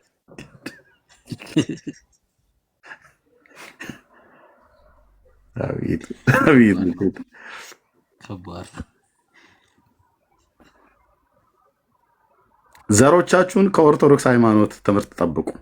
እኔ በእውነት እዚሁ ስላላችሁ የምነግራችሁ ዘራችሁን ከኦርቶዶክስ ሃይማኖት ትምህርት ጠብቁ። የቤተ ክርስቲያኒቱ ትምህርት የጨቀየ የሰይጣን ትምህርት ስለሆነ ሰውን ከክርስቶስ አርቃ በአጥንት እንዲታመን ቅዱሳን ብሎ በሚል ስም የሰው አጥንት እየተሳመ የሰው አጥንት ተፈጭቶ አጥንትን ስታገኘው ፈልገው በእናትህ አጥንት ምናምን እያልክ ሚዩት አድርግ። የሰው አጥንት ተፈጭቶ በወይራ ዘይት ተለውሶ በኤርትራ ውስጥ ይጠጣል እና በኦርቶዶክስ ይሳል። አምቧ የለም ማወራረጃ ሚዩት ታደርጋለህ ወንድምዬ። ማወራረጃ አይ ለሚጠጣው እኮ ብዬ ነው አባ ብያለሁ። ሚዩት ታደርገዋለህ ወይስ ላስወርድህ ወንድምዬ? ምንድን ነው ኦርቶዶክስ ነው ወይስ ምንድን ነው? በልክ ያለ ሄደ አጥንትህን እዛው ሳም ፈጭተው ደግሞ ሲሰጡ በጥበጣ ጠጣ። ልክ ወንድሞች በኤርትራ ውስጥ ቅድስት ድሚያና የምትባለዋ ሴት አጥንቷ ተፈጭቶ አጽሟ ተፈጭቶ በወይራ ዘይት አድርገው ለውሰውት ለሰው ጠጡ ብለው አድለዋል። በዩቲዩብ እና በፌስቡክ በነበርኩበት ሰዓት ላይ ቀጥታ ስርጭት አስተላልፌዋለሁኝ። ከፈለጋችሁ አሁንም ልናሳያችሁ እንችላለን። በኢትዮጵያ ኦርቶዶክስ ደግሞ በየገዳማት በተለይ በሰሜን ሸዋ፣ በወሎ፣ በትግራይ፣ በጎንደር እና በጎጃም እንደዚህ አይነት አካባቢዎች ላይ የቅዱሳን አጽም እየተባለ ሄደው ከሳጥን ውስጥ አውጥተው ይሰጧቸዋል። አጥንታቸውን ያረፈበት ቦታ ላይ ቀጥታ ቅድም እንዳያችሁት ማለት ነው። እዚህ ጋር ቅድም እንዳሳየናችሁ ለስም ማጥፋት የሚመስላቸው ሰዎች ካላችሁ ለምሳሌ ይሄ ማለት ነው። ያውን የሰው አጽም ነው። ያው እነኛውን ሊያዩ የሄዱ ናቸው ገዳማውያን ማለት ነው። ይሄ ቦረና ዋሻ ውስጥ ማርያም ቤተክርስቲያን ያለ ማለት ይሄ እንደዚህ የምታዩት በሙሉ እንጨት መስሎ የሚታየው በሙሉ የሰው አጽም ነው። ይታያል።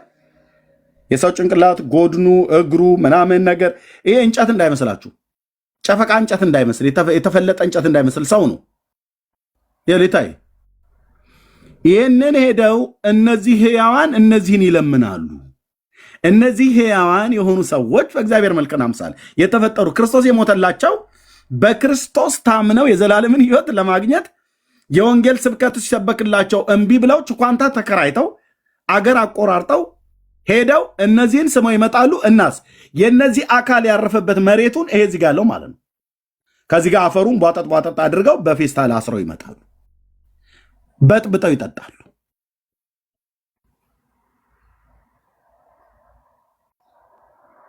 ሎክ አሁን ይሄ አሁን እዚህ ጋር ምንድነው ይሄ መቀመጫችን አካባቢ ያለ አጥንት ማለት ነው። ሰፊው አጥንት ይሄ መቀመጫችን ስጋው ያለበት ማለት ነው። የሰውየው ጭንቅላቱ እዚህ ይታይ። ይሄ ነው ምድራችን ላይ የተሰበከ ክርስትና ብለው የሚሉት ማለት ነው።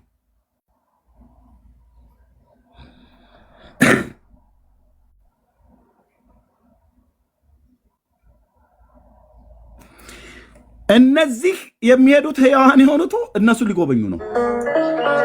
ይኸው ከንቱ ነኝ ከንቱ ነኝ ዋስትና መከር ይሄ በሙሉ አጽም እግዚአብሔር ካልሆነኝ ተስፋ የሚሆነኝ ሕይወት የሚሰጠኝ አምላኬ ብቻ ነው የሚያስተማመነኝ። እግዚአብሔር ብቻ ነው የሚያስተማመነኝ።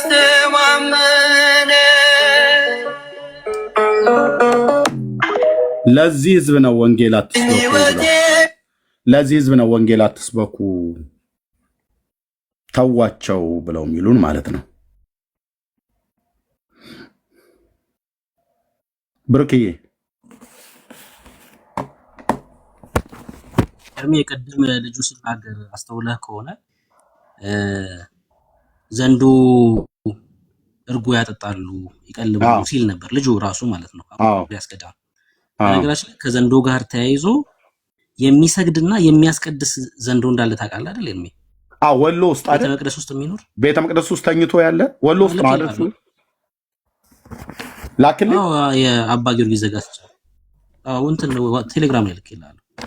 ቤተ መቅደስ ውስጥ የሚኖር እየወጣ የሚያስቀድስ የሚሰግድ ዘንዶ አለ።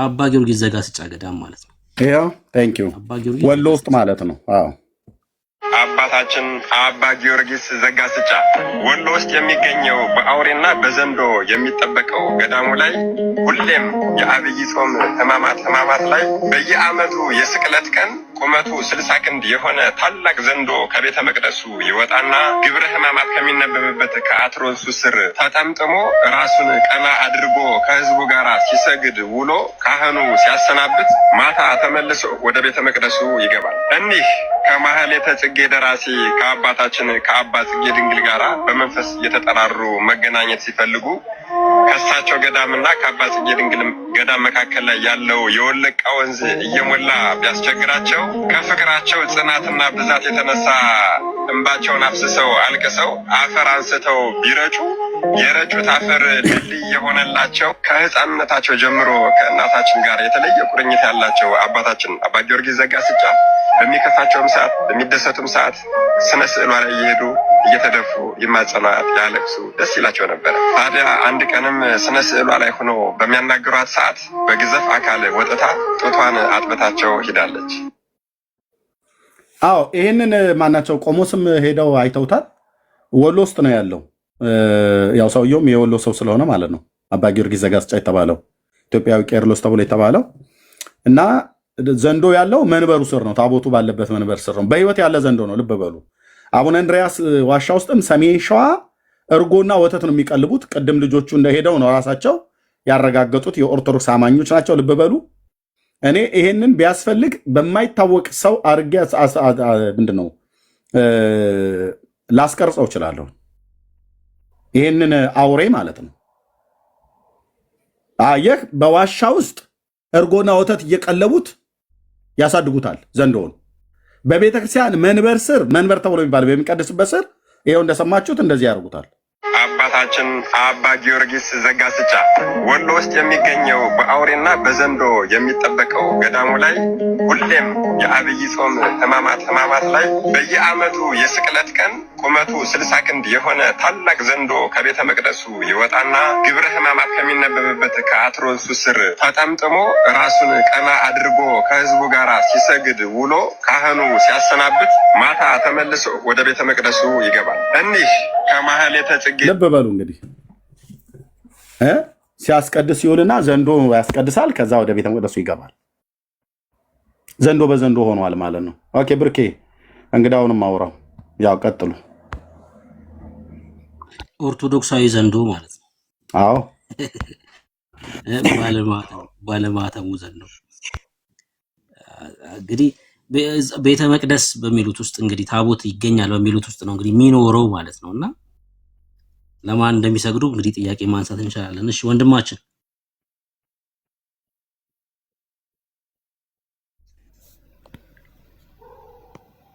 እንኳን ደህና መጣህ። እንኳን ደህና ቆያችሁ። ከየት ቤተ እምነት ነህ? ኦርቶዶክስ ተዋህዶ እምነት። እስካሁን ካሳየነው ቪዲዮ የትኛው ሐሳብ ላይ ነው ማውራት የምትፈልገው? ምንም ሐሳብ የራሴ ሐሳብ ነኝ። እኔ ራሴ ሐሳብ ነኝ። አይ እኔ ስላንተ ሐሳብ ሳይሆን የትኛው ርዕስ ላይ ነው ማውራት የምትፈልገው? ርዕስ የለኝም። ርዕስ ፍጠርልኝ ርዕስ። እሺ እኔ ላንሳና ጥያቄ ከዛ እዛ ላይ እናውራ። በቃ ጎሽ። አጽም በመሳም የሚገኝ በረከት አለ አለ። እሺ መጽሐፍ ቅዱሳዊ ማስረጃ አስጣም። መጽሐፍ ቅዱስ ስታገኘው አንብበው ከመጀመሪያው እስከ መጨረሻው። ስመታ ቃል አንተ ድብና አድርጌ ልሽ ሁሉ አውቃለሁ። ልሽ ሁሉ አውቃለሁ። አይደለም ስሜ ልሽ ሁሉ አውቃለሁ። አጽሙን አዎ ልሽ አጣጥሜ ማን ነው አወራርጄ ሁሉ ውጭ ሁሉ አውቃለሁ። የማንን ነው የሳምከው? የፋጤን የፈለከውን አንተ የምታስበውን። እኛማ አጽም የለንም። እኛ እናንተ ናችሁ አጽም ያላችሁ፣ እኛ የለንም አጽም። ጎሽ አባብዬ፣ አጽም እንደሌለ ማመን በራሱ እኮ ቆንጆ እምነት ነው። እምነት ማለት ከዛ አይደል የሚጀምረው። አጽም የሌለህን የት ሄደህ ነው የሳምከው አንተ? የትም። አዎ ቤት አለክ። ድብና አይደል? የማን ነው አጽሙ? የአቡነ ሀብተ ማርያም። አብሮ ነው ከአንተ ጋር የሚኖረው? አዎ አለ። ልላክልህ? ኧረ እዛው በጸበልክ አይደለም ወይ ላክልኝ ወይ አትላክልኝ። ሁለት ምርጫ እስቲ ይሄን ከመለስክልኝ። የት ነው ያስከው? ኖ የት ነው ያስከው? የት ነው ያስከው? ልላክልህ ወይስ አላክልህ? እምነት ማለት ከዚህ ነው የሚጀምረው አባብያ። የት ነው ያስከው? እሺ የት ነው ያስከው? ልላክልህ ወይስ አላክልህ? 4 ነጥብ። የት ነው ያስከው? ምርጫ አለ። የት ነው ያስከው? ሁለት ምርጫ አይደለም አደላት። እዛ ሰፈርማ እናቃታለን አባብዬ። ወንዝ አካባቢ ሲዞ ነው አይደል ያስከው? ልላክልህ ወይስ ምርጫ እኮ ነው። ሊሆን ይችላል ብሩኬ። ቱዘቤስ እኮ ነው አባቴ። ግራ እጅን እያየው ነው። ይህ እንደዛ ነው መናበብ ያለብን። አየህ ልላክልህ ወይስ ቱዘቤስ? ለጥያቄ እኮ መልስ እኮ ነው እየሰጡ ያለሁት። ጌታ ኢየሱስ ክርስቶስ ለአንተ እምነት ማለት ከዛ ይጀምራል። ዩሲ ኢየሱስ የሞተልህ ለአንተ ነው። ኢየሱስ ክርስቶስ ኢየሱስ የዘላለም ሕይወት ነው። ንጉሴ አባቴ ሟቼ የዘላለም ሕይወት ነው። ባትልስ ኢየሱስን ተቀብለሃል አንተ? ድብና አድርጌ ቀድሜ እኮ ነው የተቀበልኩት። ቀድሜ መች ነው የተቀበልከው? ቆየን ካየን እንዳንቺ ይላል። ዘፈኑን ነው ወይስ ኢየሱስን ነው? አባቴ የምታወራውን እንምረጣ። የምናወራው አሁን እኮ አንተ ገስት መላክ ያለብህ ማለት ነው ቀን ላይ ነው። ከፈሳሹ በፊት ነው ገስት መላክ ያለብህ።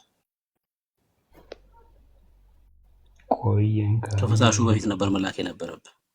አሁን ከፈሳሹ በኋላ ከባድ ነው የሚሆነው። የክርስቶስ ማዳን ባንተ ላይ ከፍ ይበል። የክርስቶስ ማዳን ባንተ ላይ ከፍ ይበል። ሌላ ምንም አይደለም። ማዳኑን ብቻ ሮያሊ አይደለም። ድምፁ ወደሱ ተመሳሰለብኝ። ማዳኑን ገና መቀበል እኮ በጣም እንደዚህ ታራ ግድ የለም ይመስላል። ሮያልን ይመስላል። በሌላ አካውንት መጥተው ነው። አካውንቱን ስታገኘው ደህና ነህ እንዴት ነህ? እሱን ስትገረፍ አይባልም። እዚህ ቦታ ላይ አሁን ተመሳሳይ ነው ወይስ አይደለም? አሜን ብቻ ነው። አይደለም ሮያል አይደለም አይደል? ድምፁ ግን ተመሳሰለብኝ። ምረት ይደረግልኝ፣ ምረት ይደረግልኝ። ኦኬ ሮያል እየመጣ ቆይ፣ ምረቱን ከላይ ነው ቦቤ ሮያል ቦታ ነበር። በቃ ላይ ሰፈር ታይሰፈር በቃ ጥርጣሬን አስቻለሁ። ተመሳሰለብኝ ግን ድምፅ መመሳሰሉን ተውና ቦታ ምረጥ። ላይ ሰፈር ታች ሰፈር ቦሌ ቦታ ምረጥና ሰፈሩ ረጋ። ቆይ አንተ አንዴ እናወራለን እንሰጣለን። ቆይ አንዴ ሮያልዬ ምን አልከኝ? እንኳን ደህና መጣህ። ሰላም ነው ኤርሚያስ፣ እንዴት ነህ? ደህና ነኝ እግዚአብሔር ይመስገን። በጣም ይቅርታ ተመሳሰለብኝ ድምፅ፣ ይቅርታ እያልኩ ነው። ኦኬ ማለት ኖርማሊ ይሄ እንኳን አስተሳሰቡም ጥሩ አይመስለኝም። ኦርቶዶክስን የሚወክልም አይደለም ለነሱ። አይ የነገሩ ሁሉም ቢመጡ ኦርቶዶክስን የሚወክሉ የለም እንደው አንዳንድ መምህራን ካልሆኑ በስተቀር ግን ኦርቶዶክሳዊ አማኝ ነው ይናገር። ግን አነጋገሩ ምናምን እኔ ዝም ብዬ ያዳመጥኩ ነበር ከታችኝ። ግን ኦኬ አለ አይደል እውቀት ከሌለ አንድ ነገር ላይ ዝም ማለት እንደዚህ በላ አባቴ እኔ ጋር አንተ እንደዚህ ምናምን ጥሩ አይደለም። ምክንያቱም መገመትን ያመጣል እና እንደዚህ ከሚል ዝም ቢል ደስ ይለኛል። ደጋግሞ ነው የላከው፣ ንገረው ከሰማህ። ደጋግሞ ራሱ ነው ገስት የላከው፣ ለዛ ነው ያስገባነው። ቅድም አልሰማ ብሎ ሲለን አስወረድኩት። ከዛ እንደገና ደግሞ ገስት ላይ ሳየው ላካ አስገባሁትኝ። እኔም ያንተን ሀሳብ ነው የምጋራው። ሰዎች እውቀት ከሌላቸው ለምን ገብተው ቤተክርስቲያኒቱ በመጽሐፏ የተሰደበችበት ሳያንስ እነሱ እንደገና ደግሞ አሁን የኦርቶዶክስን አርማ አድርጓል። ኦርቶዶክሳዊ ነው እምነቱ፣ ኦርቶዶክሳዊ ነው፣ ምንም ጥርጥር የለውም። ይወክላል አይወክልም ብሎ የሚለውን እኛ እሱን ለጊዜው እኛ ራሳችን የምንመዝንበት አለ። ግን በቃ ወንድማችን አንተም ራሱ እንደ ሮያል ነው ወይ ብለህ ስትል እንደዚህ ይጃጃላለሁ እንደ ነው ኤርሚያስ። አይ ድምፅ ተመሳሰለብኝ ድንገት ብሎ በሚል እንጂ አይ እንደው እየቀለድክ ከሆነ ብዬ በሚል ነው። ኧረ እንዴት ትቀልዳለህ? እሺ ምን እንደምትለው ከታች ያለው ሰው አውራ ውስጥ ሮያል ሳይሆን ማለት ብላችሁ ታምናላችሁ አሉ። ሮያል ያውራ ስሙም እኮ አይነበብም እኮ ምንድን ነው? አረ ነው ኦኮኮ ሄሎ ብራዘር ለምን አተኛም? ግን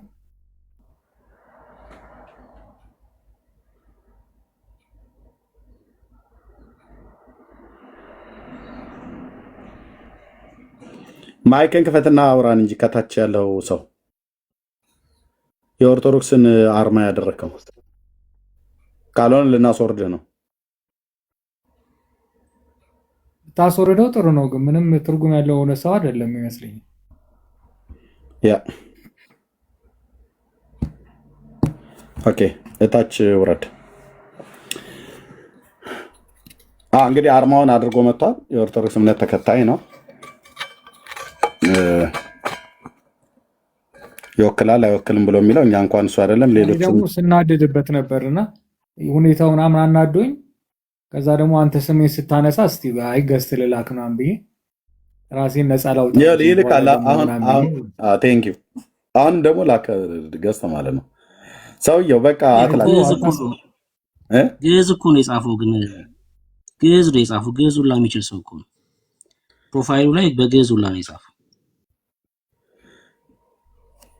እሺ ነው አንዳንድ ጊዜ እንደዚህ አይነት ነገር እንደዚህ የምግብ እጥረት ኑሮብህ ስትጠጣም እንደዚህ አይነት ችግሮች ይከሰታሉ። እና እንደዚህ አይነት ሰዎች ለራሳቸውም ለምኑም አይሆኑ ዝም ብሎ በስሜት ብቻ ነው የሚነዱት። እና እኔ እንደዚህ አይነት ሰው ሲናገር ያስጠላኛል። እኔ በእምነት ከሌላ አጉል እንደዚህ ድብና አርጎ እንዳያርጉ ምናምን እንደዚህ አይነት ነገር አይሰራም። ሀሳብ ካለ በሀሳብ ተሞግታለህ፣ ካልሆነ ደግሞ አሁን እኔ ስለነዚህ አሁን ስለቀረቡት ነገሮች አይዲያው የለኝም። ገብቷል።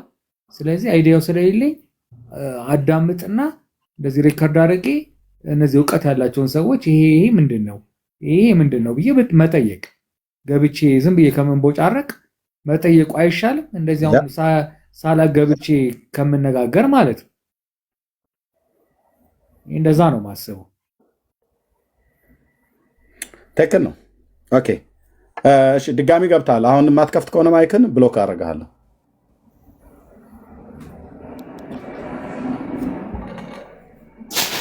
ይቅርታ ያደረግልኝ። ችግር የለውም። ከየት ቤተ እምነት ነው? ኦርቶዶክስ ተዋህዶ። እሺ፣ እንኳን ደህና መጣ። እንኳን ደህና ቆያችሁ። የቀረበው ነገር ላይ ምን የምትለው ነገር ሀሳብ አለ? የቀረበው ሀሳብ ምንድን ነበር? አላየኸውም? አላየሁትም። ዩቲዩብ ላይ ያው ቪዲዮን ደግመህ እንዳትልክ እሺ። ዩቲዩብ ላይ ተቀርቷል።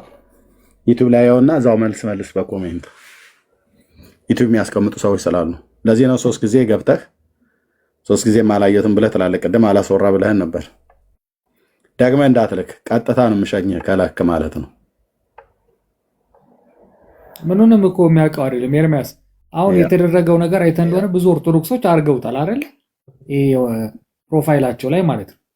እና እኔ አላውቅም ምን እንደሆነ እንትኑ አላየሁ። የኦርቶዶክስ አሁን ይሄ ሰውዬ እንግዲህ ዝም ብሎ በቃ በደመ ነፍስ ሲደረግ ኦርቶዶክስ ሲያረጋይቶ አድርጎታል። ገባ? ስለ ኦርቶዶክስ ምንም እውቀት የለውም። እንዲህ አይነት ሰዎች እምነትን ያሰድባሉ። በጣም ነው የምናደድባቸው። እኔ ብዙ ጊዜ እንደዚህ አይነት ነገሮች ደፍሬ አልገባም። ለመሰለህ በቃ ማታውቀው ከሆነ ማዳመጥ፣ በቃ ከታች ሆነ ማዳመጥ። እኔ ማን ይከለክለኛል?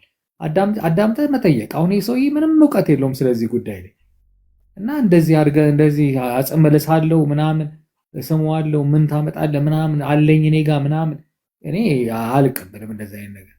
ምክንያቱም ይሄ እንደውም እምነቱን የሚያሰድቡት እንዲህ አይነት ሰዎች ናቸው። እኔ አሁን የቀደሙን በሙሉ ሪከርድ አድርጌ ይዤዋለሁ እና አሁን ይህን መጠየቅ እፈልጋለሁ ሰዎች ገባህ? ከኔ አእምሮ ውጭ ከሆነ እንደዚህ አይነት ነገሮች ምንድን ነው? ለምሳሌ ይሄ ነገር ምንድን ነው? ታሪካዊ ነገር ነው ወይስ ኦርቶዶክስ በምንድን መልኩ ነው ያስቀመጠችው? ይሄን ነገር ያ ቦታ የተቀደሰ ቦታ ነው የሚለውን ለማሳወቅ ነው ወይስ ምንድን ነው የሚለውን ነገር ትጠይቃለህ ከአዋቂዎች። እነሱ ይሄ ቢሆን ይሄ ነው ብሎ ያስረዳዋል። ከዛ በኋላ ከነሱ ጋር የሆነ ፖይንት ይዘህ መጥተህ አንተ እንደዚህ ካመጣው ሰው ጋር ትነጋገራለህ። ኤርሚያስ ይመስለኛል። እኔ ግን ዝም ብለህ በደመ ነፍሳውን ዘልዬ ገብቼ እንዲህ ነው የምትለው ምንድን ነው እንደዚህ ምናምን ከምባባል ማወቅ እንደዚህ ተረድቶ መጠየቅ ይሻላል በሚል ነው እኔ ሳዳምጥ የነበረው ቅድም ማለት ነው። ራይት። ይህም ነው መሆን ያለበትም። ሰው ብዙ ጊዜ ስለ ሃይማኖቱ ቀና የሆንና ምንም በማያውቀው እውቀት ገብቶ እመልሳለሁ ብሎ ራሱንም አሰድቦ እምነቱን ማስነቅፎ ይወጣል ማለት ነው። በየትኛውም ቤተ እምነት ውስጥ ያሉ ማለት ነው። በየትኛውም ቤተ እምነት ውስጥ ይኖሩ ሰዎች እንደዚህ ነው የሚያስደርጉት። ከዚህ ይልቅ እንዳልከው በእውቀት ላይ የተመሰረተ ነገርን ለመመለስ የሚያውቁቱ ቢገቡ ጥሩ ነበር። አሁን ኦርቶዶክሳዊት ቤተክርስቲያን ሐዋርያዊ ቅብብሎሽ አለኝ ብላ ትላለች ሲሉም ይሰማሉ። የመጀመሪያው ጳጳስ የጳጳሳት ሹመት የክህነት ሹመት ከየት ነው የመጣው? ማን ነው ያመጣው? መቼ ጀመረ ብሎ የሚለውን በቤተክርስቲያኒቱ ታሪክ ውስጥ ሁለት አይነት አለ። የመጀመሪያው በብፁዕ አቡነ ባስልዮስ የዛሬ 60 ዓመት በንጉሱ ዘመን ማለት ነው የተሾሙ ጳጳስ አሉ። የመጀመሪያው ጳጳስ ከእሳቸው በፊት ደግሞ ከአራተኛው እስከ 6ኛው መቶ ክፍለ ዘመን ተነሱ ተብሎ የሚባሉ አባ ፍሬምናጦስ የሚባል አቡነ ሰላማ ከሳቴ ብርሃን ከግብፅ ሀገር ጵጵስናን ከአትናቴዎስ ተሾሞ ታቦት ይዞ መጣ የተባለው የመጀመሪያው ጳጳስ የሚባል አለ። ሁለቱም ታሪክ አሳፋሪ ነው። በተለይ የፍሬምናጦስ የሚባለው ታሪክ የዛሬ በአራተኛው መቶ ክፍለ ዘመን ነበር ተብሎ የሚባለው በአብርሃ ወአጽብሃ ዘመነ መንግስት ማለት ነው። ሁለቱ የትግራይ ተወላጆች አብርሃ ወአጽብሃ የሚባሉ ወንድማማቾች ንጉሥ ሆነው በነበሩበት ዘመን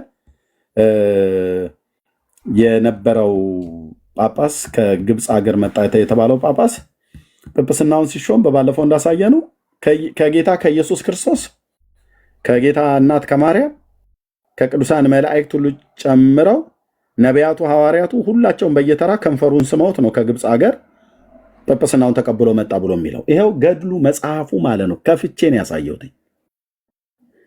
ኦኬ ከመንበረ ማርቆስ ነው ጵጵስናውን ያመጣኑ ወይ ደግሞ የሐዋርያው ቅብብሎሽ ብሎ የሚል በታሪኩ ላይ ሊያወራ የሚችል ቅዱስ የእግዚአብሔር ልጅ ምስክሬ ነው። አንድ ሰው አይኖርም። ካለ ይግባ፣ ካለ ገብቶ እስኪ ያወሩ። የኦርቶዶክስ ሐዋርያዊ ቅብብሎሽ በእውነት ከግብፅ ሀገር መጣ የተባለው ከመንበረ ማርቆስ መጣ የተባለው እሱ እውነተኛ የሆነ ታሪካዊ አመጣጥ ነው። አሁን ብፁዕ አቡነ ማትያስ እጅ ላይ ያለው የፓትርያርክነት የሊቀ ጳጳስነት ስልጣን እውነት ከነ ጴጥሮስ የተገኘ ነው? ይሄንን ቼን ወይ ደግሞ ይሄንን ሰንሰለት ይሄን ቅድመ ተከተል ይዘን ስንሄድ የት ጋር የምናርፈው? የዛሬ 60 ዓመት ምንድን ነው? በንጉሱ ዘመን ብፁዕ አቡነ ባስልዮስ ናቸው ለመጀመሪያ ጊዜ ጳጳስ የሆኑት በኢትዮጵያ ኦርቶዶክስ። በ1600 ዓመት ታሪኳ ውስጥ በሙሉ ከግብፅ ነበር እስላም ጳጳስ ሆኖ የመራት ቤተክርስቲያን እኮ ነው ኦርቶዶክስ። እስላም ማናቸው የጻፉት? ብፁዕ አቡነ ጎርጎርዮስ ሁሉ ጽፈውታል። የኢትዮጵያ ታሪክ መጽሐፉ እጄ ላይ አለ። አትቆሙም ኦርቶዶክሳውያን።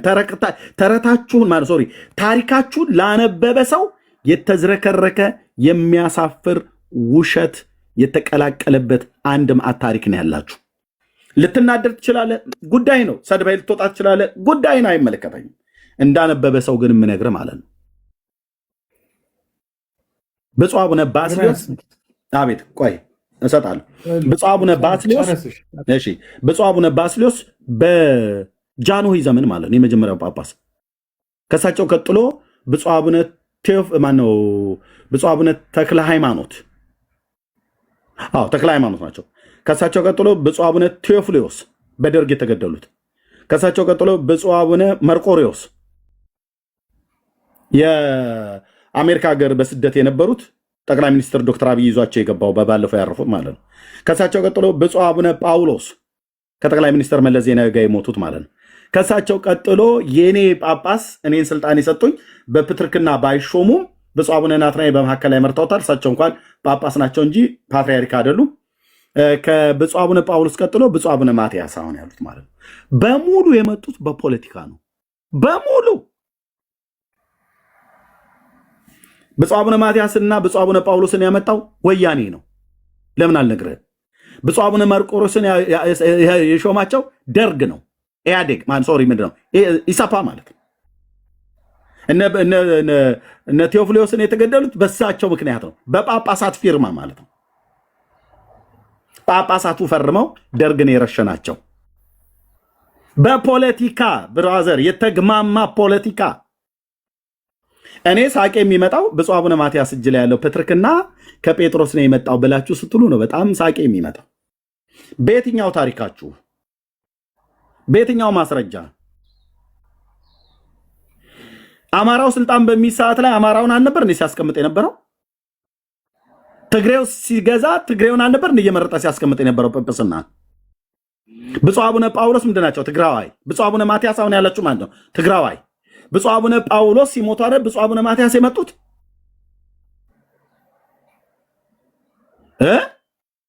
ከዛ በፊት የነበሩት ብፁዕ አቡነ መርቆሬዎስ ምንድን ናቸው? ጎንደሬ። ቻለው እንግዲህ ብራዘር።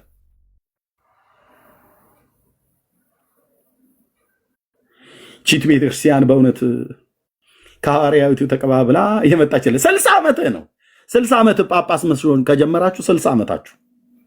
1600 ዓመት ግን ብፁዕ አቡነ መርቆሬዎስ የሸዋው ሊቀ ጳጳስ በጻፉት መጽሐፋቸው ላይ ከግብፅ በስንት ኪሎ ግራም የሚመዘን ወርቅና የምድራችንን ዳይመንድ ለግብፅ ጳጳሳት እየከፈልን እኮ እስላም ጳጳስ ሆኖ እኮ መጥቶ የኢትዮጵያ ኦርቶዶክስ ቤተክርስቲያንን ባርኮ ይሄደዋል። ይሄ የአደባባይ ታሪካችሁ ነው። ልታፍሩ ነው የሚገባው። እናንተ ትናንትና ነው የመጣችሁት የሐዋርያዊ ቅብብሎሽ የላችሁም ብሎ ሲል እኔ በጣም ነው የሚያበሳጨኝ።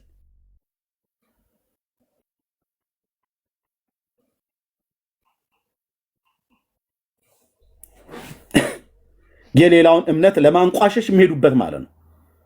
ታሪካችሁ የበሰበሰ ነው ውስጡ ማለት ነው። ላየው፣ ለተመለከተ፣ ላነበበ፣ ለተገነዘበ እስቲ ገብቶ አንድ ሰው ያውራ። የኢትዮጵያ ቤተክርስቲያን ታሪክ መጽሐፉ አለኝ።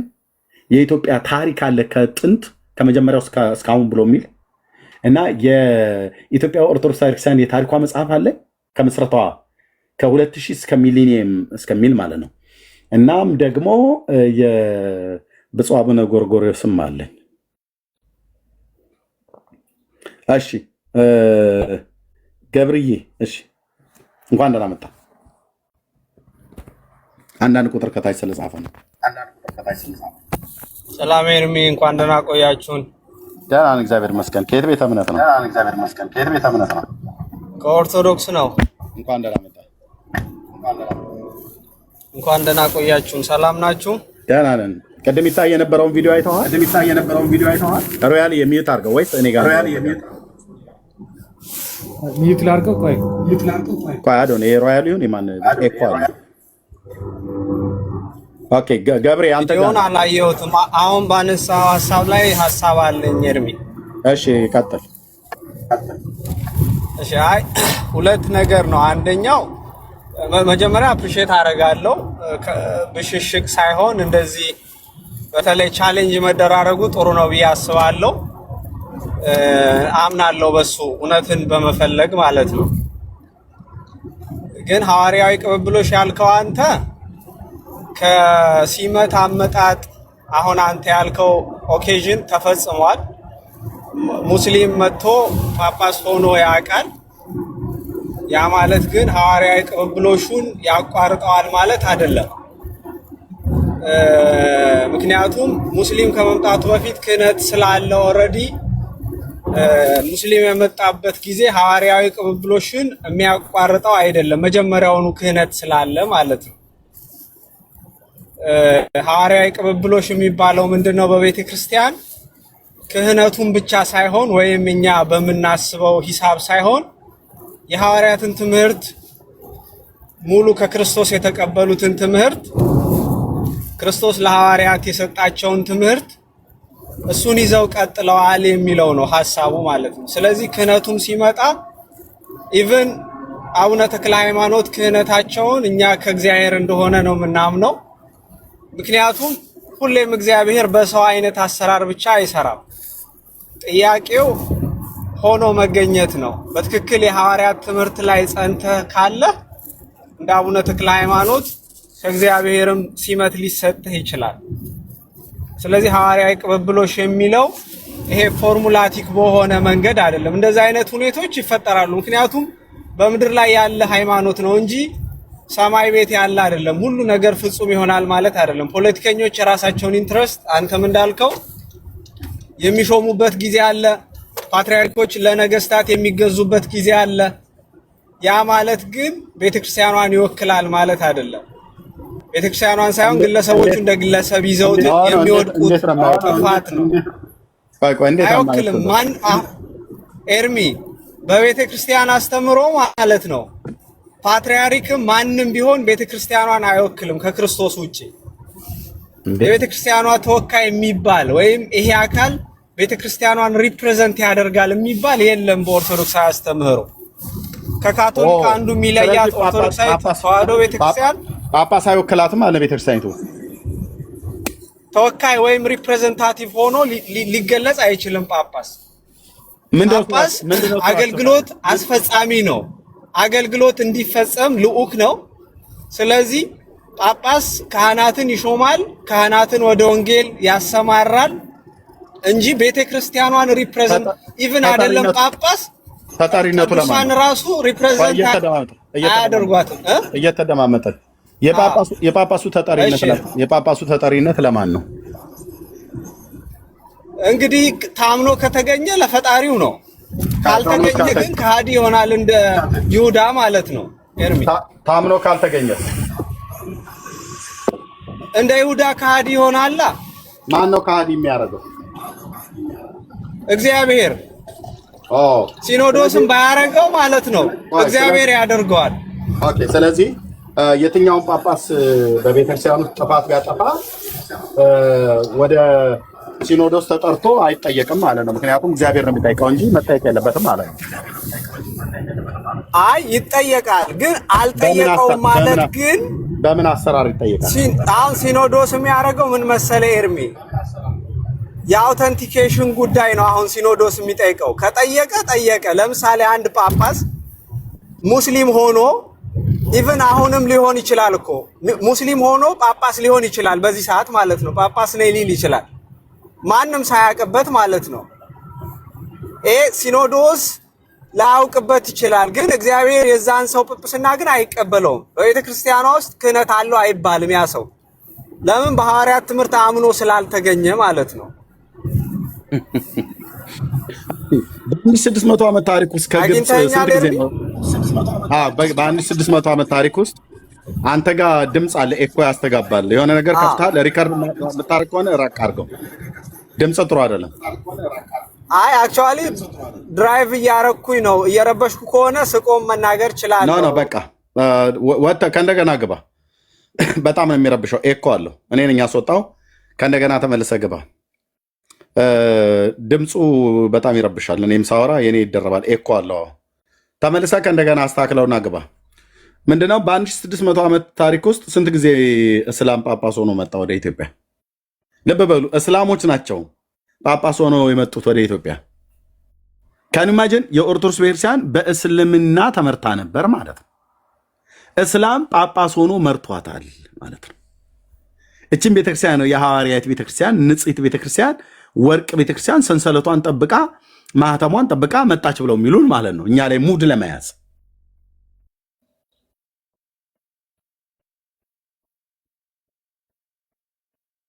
ከንማጀን ወንድሞች ናቶች በምን ንጽህናችሁ በምን ታሪካችሁን አሁን ሌላውን ቤተክርስቲያን የምታንቋሽሹት ነው? እኔ እኮ ታሪክ እንዳለው ሰው አንድ ሰው ታሪክ እንኳን ቢኖረው እንደ እውነተኛ ታሪክ እንኳን ኖሮት እንደዚህ አይመጻደቅም። በጣም የሚያበሳጨኝ የአንዳንድ ሰዎች ንግግር ይሄ ነው። እሺ ይሄ ነገር የትምን ላይ ነው ያለው? በቤተክርስቲያን ታሪክ ይታወቃል። እዚህ ብፁዕ አቡነ ጎርጎርዮስ መጽሐፍ አለ። ብርኬ እሱ ላይ ነው አይደል ያለው? እኔ ብዙ መጽሐፍትን ስለማነብ ከግብጾች ምናምን ማለት ነው። ከግብጽ እሱ ላይ ጎርጎርዮስ ላይ ነው አይደል? ብፁዕ አቡነ ጎርጎርዮስ የሸዋው ሊቀ ጳጳስ። ይኸው መጽሐፋቸው እዚህ ጋር በቅርብ ማለት ነው። ምን በስህተት በዓላማ ነው ሮያልዬ፣ በዓላማ ነው ቤተክርስቲያኒቱን። ይኸው የዚህ መጽሐፍ ላይ ማለት ነው በዓላማ ነው። የምን ስህተት? ስህተት እኮ በስህተት ስህተት ነው ተብሎ ይታረማል። ይኸው ብፁዕ አቡነ ጎርጎርዮስ ይኸው አዘጋጅ። የታተመው በቤተ ክርስቲያኒቱ ማተሚያ ቤት ነው። በቤተ ክርስቲያኒቱ ማተሚያ ቤት በትንሣኤ ዘጉባኤ ማለት ነው። ገብሬ ኤኮ አለው አንተ ጋር ምንድን ነው እሱ? አይ ቲንክ ብሉቱዝ ላይ አገናኝተው ነው የምታወራ የመኪና ብሉቱዝ ላይ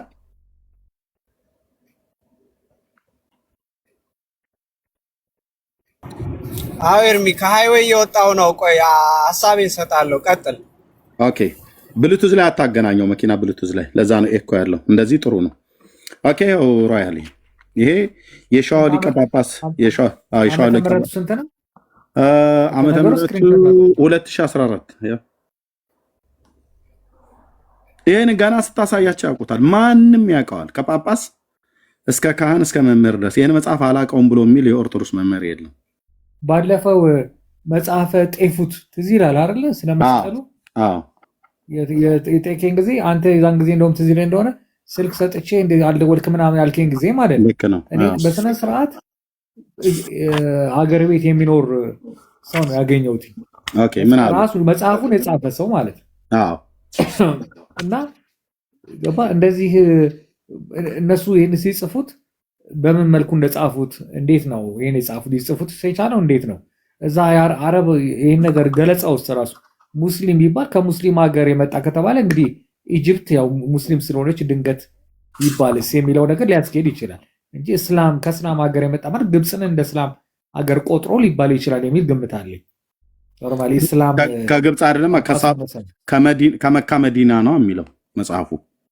መካ መዲና ደግሞ ግብፅ አይደለም ብሎ ያለየን የምታውቀው መካ መዲና ሆኖ ራሱ በአረብ ጂኦግራፊ ውስጥ የት አካባቢ ነው ብለህ ሎኬሽን ብታደርግ መዲና እንደውም የመሐመድ አገር ነው አይደል ተብሎ የሚባለው ሂጅራ ራሱ የሚሄዱበት መካ ማለት ነው።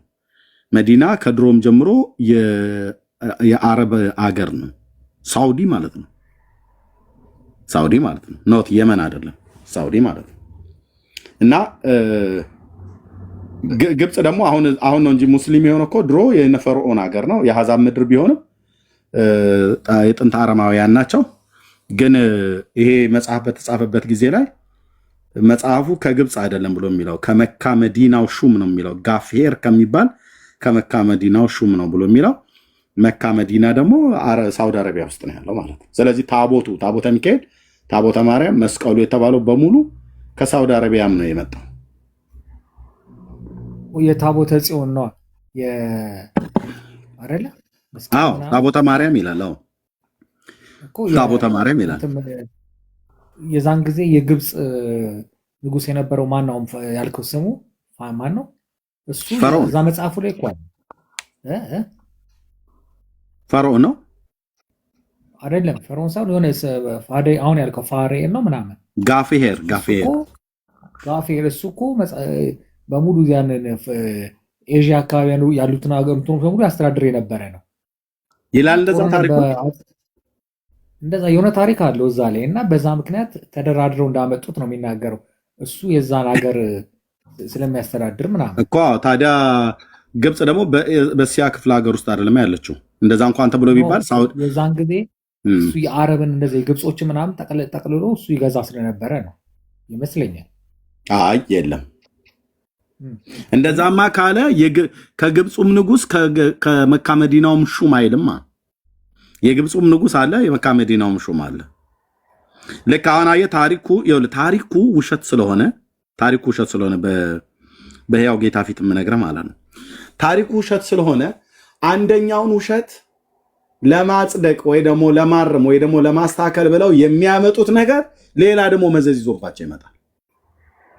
እስቲ ቆይ ለማንኛውም ኤርሚያስ ውሸት እና እውነት የሚለውን ጠያይቀን ምናምን እናረጋግጥ። ገብቶሃል? እኔ ያው ዝም አሉ እኮ ጠፉ እኮ። ቆይ ብራዘር ሚዩት አድርገው እያወራን ስለሆነ ይዘራል። ኤርሚ ተመልሻለሁ ስጨርሱ ገብሬ። እሺ ቆይ እሺ ገብሬ ጋፌር የሚባለው ሹም በነበረ ሳለ የግብፅ ንጉስም ተብሎ ይተባላል ሮያል እያያው። ለዚህ ነው ታሪኩ እርስ በርስ ይጣላል። ለምሳሌ የድርሳነ መስቀልና የመጽሐፈ ጤፉት እና አንድ ደግሞ በቅርብ የላክልኝ ወንድምነት ከአባ ጊዮርጊስ ዘጋስጫ መጽሐፍቶች ጋር ምን ነበረ ስለ መስቀል አንድ መጽሐፍ ልካልኛል፣ አላነበብኩትም። ውዳሴ መስቀል የሚባል ውዳሴ መስቀል አላነበብኩትም። ልብ በል አሁን ውዳሴ መስቀልን አላነበኩትም፣ ስላላነበኩ አልናገርም። መጽሐፈ ጤፉትን ሙሉን ያነበኩት። ድርሳነ መስቀል በጣም ትልቅ ነው። ሙሉን ያነበኩት ሙሉን ከስንክሳሩ ታሪክ ጋራ ድርሳነ መስቀል ከመጽሐፈ ጤፉት ጋራ እርስ በርሱ ታሪኩ እርስ በርስ ይጣለዛል፣ እርስ በርስ ይምታታል፣ እርስ በርስ አይስማማም። አንዱ መጽሐፍ ከሌላኛው መጽሐፍት ጋር ብቻ ሳይሆን ራሱ ማናቸው እኛ ሻውዚን ያሉት ሰውዬ ገድላትና ድርሳናቶቻችን እርስ በርስ ይጋጫሉ፣ በአባቶቻችን ግን ይታረቃሉ ብለው ያሉት ቪዲዮ ነበረ። መጽሐፈ ጤፉትን የጻፈው ዲያቆን ዳንኤል የሚባለው ነው አይደል? አዶ ነው ጸሐፊው ማን እንደሆነ ውጭ ላይ አላየሁትም። ማየት እንችላለን። ገብርዬ እናገር እስከዛ ላምጣውሽ። እሺ ገብርዬ ወይ ኤርሚ ይሰማል አሁን? አዎ ኤኮ አለው አንተ ጋር ምንድን ነው እሱ? አሁንም እሺ አሁን ጥሩ ነው። አሁን ጥሩ ነው። ቀጥል።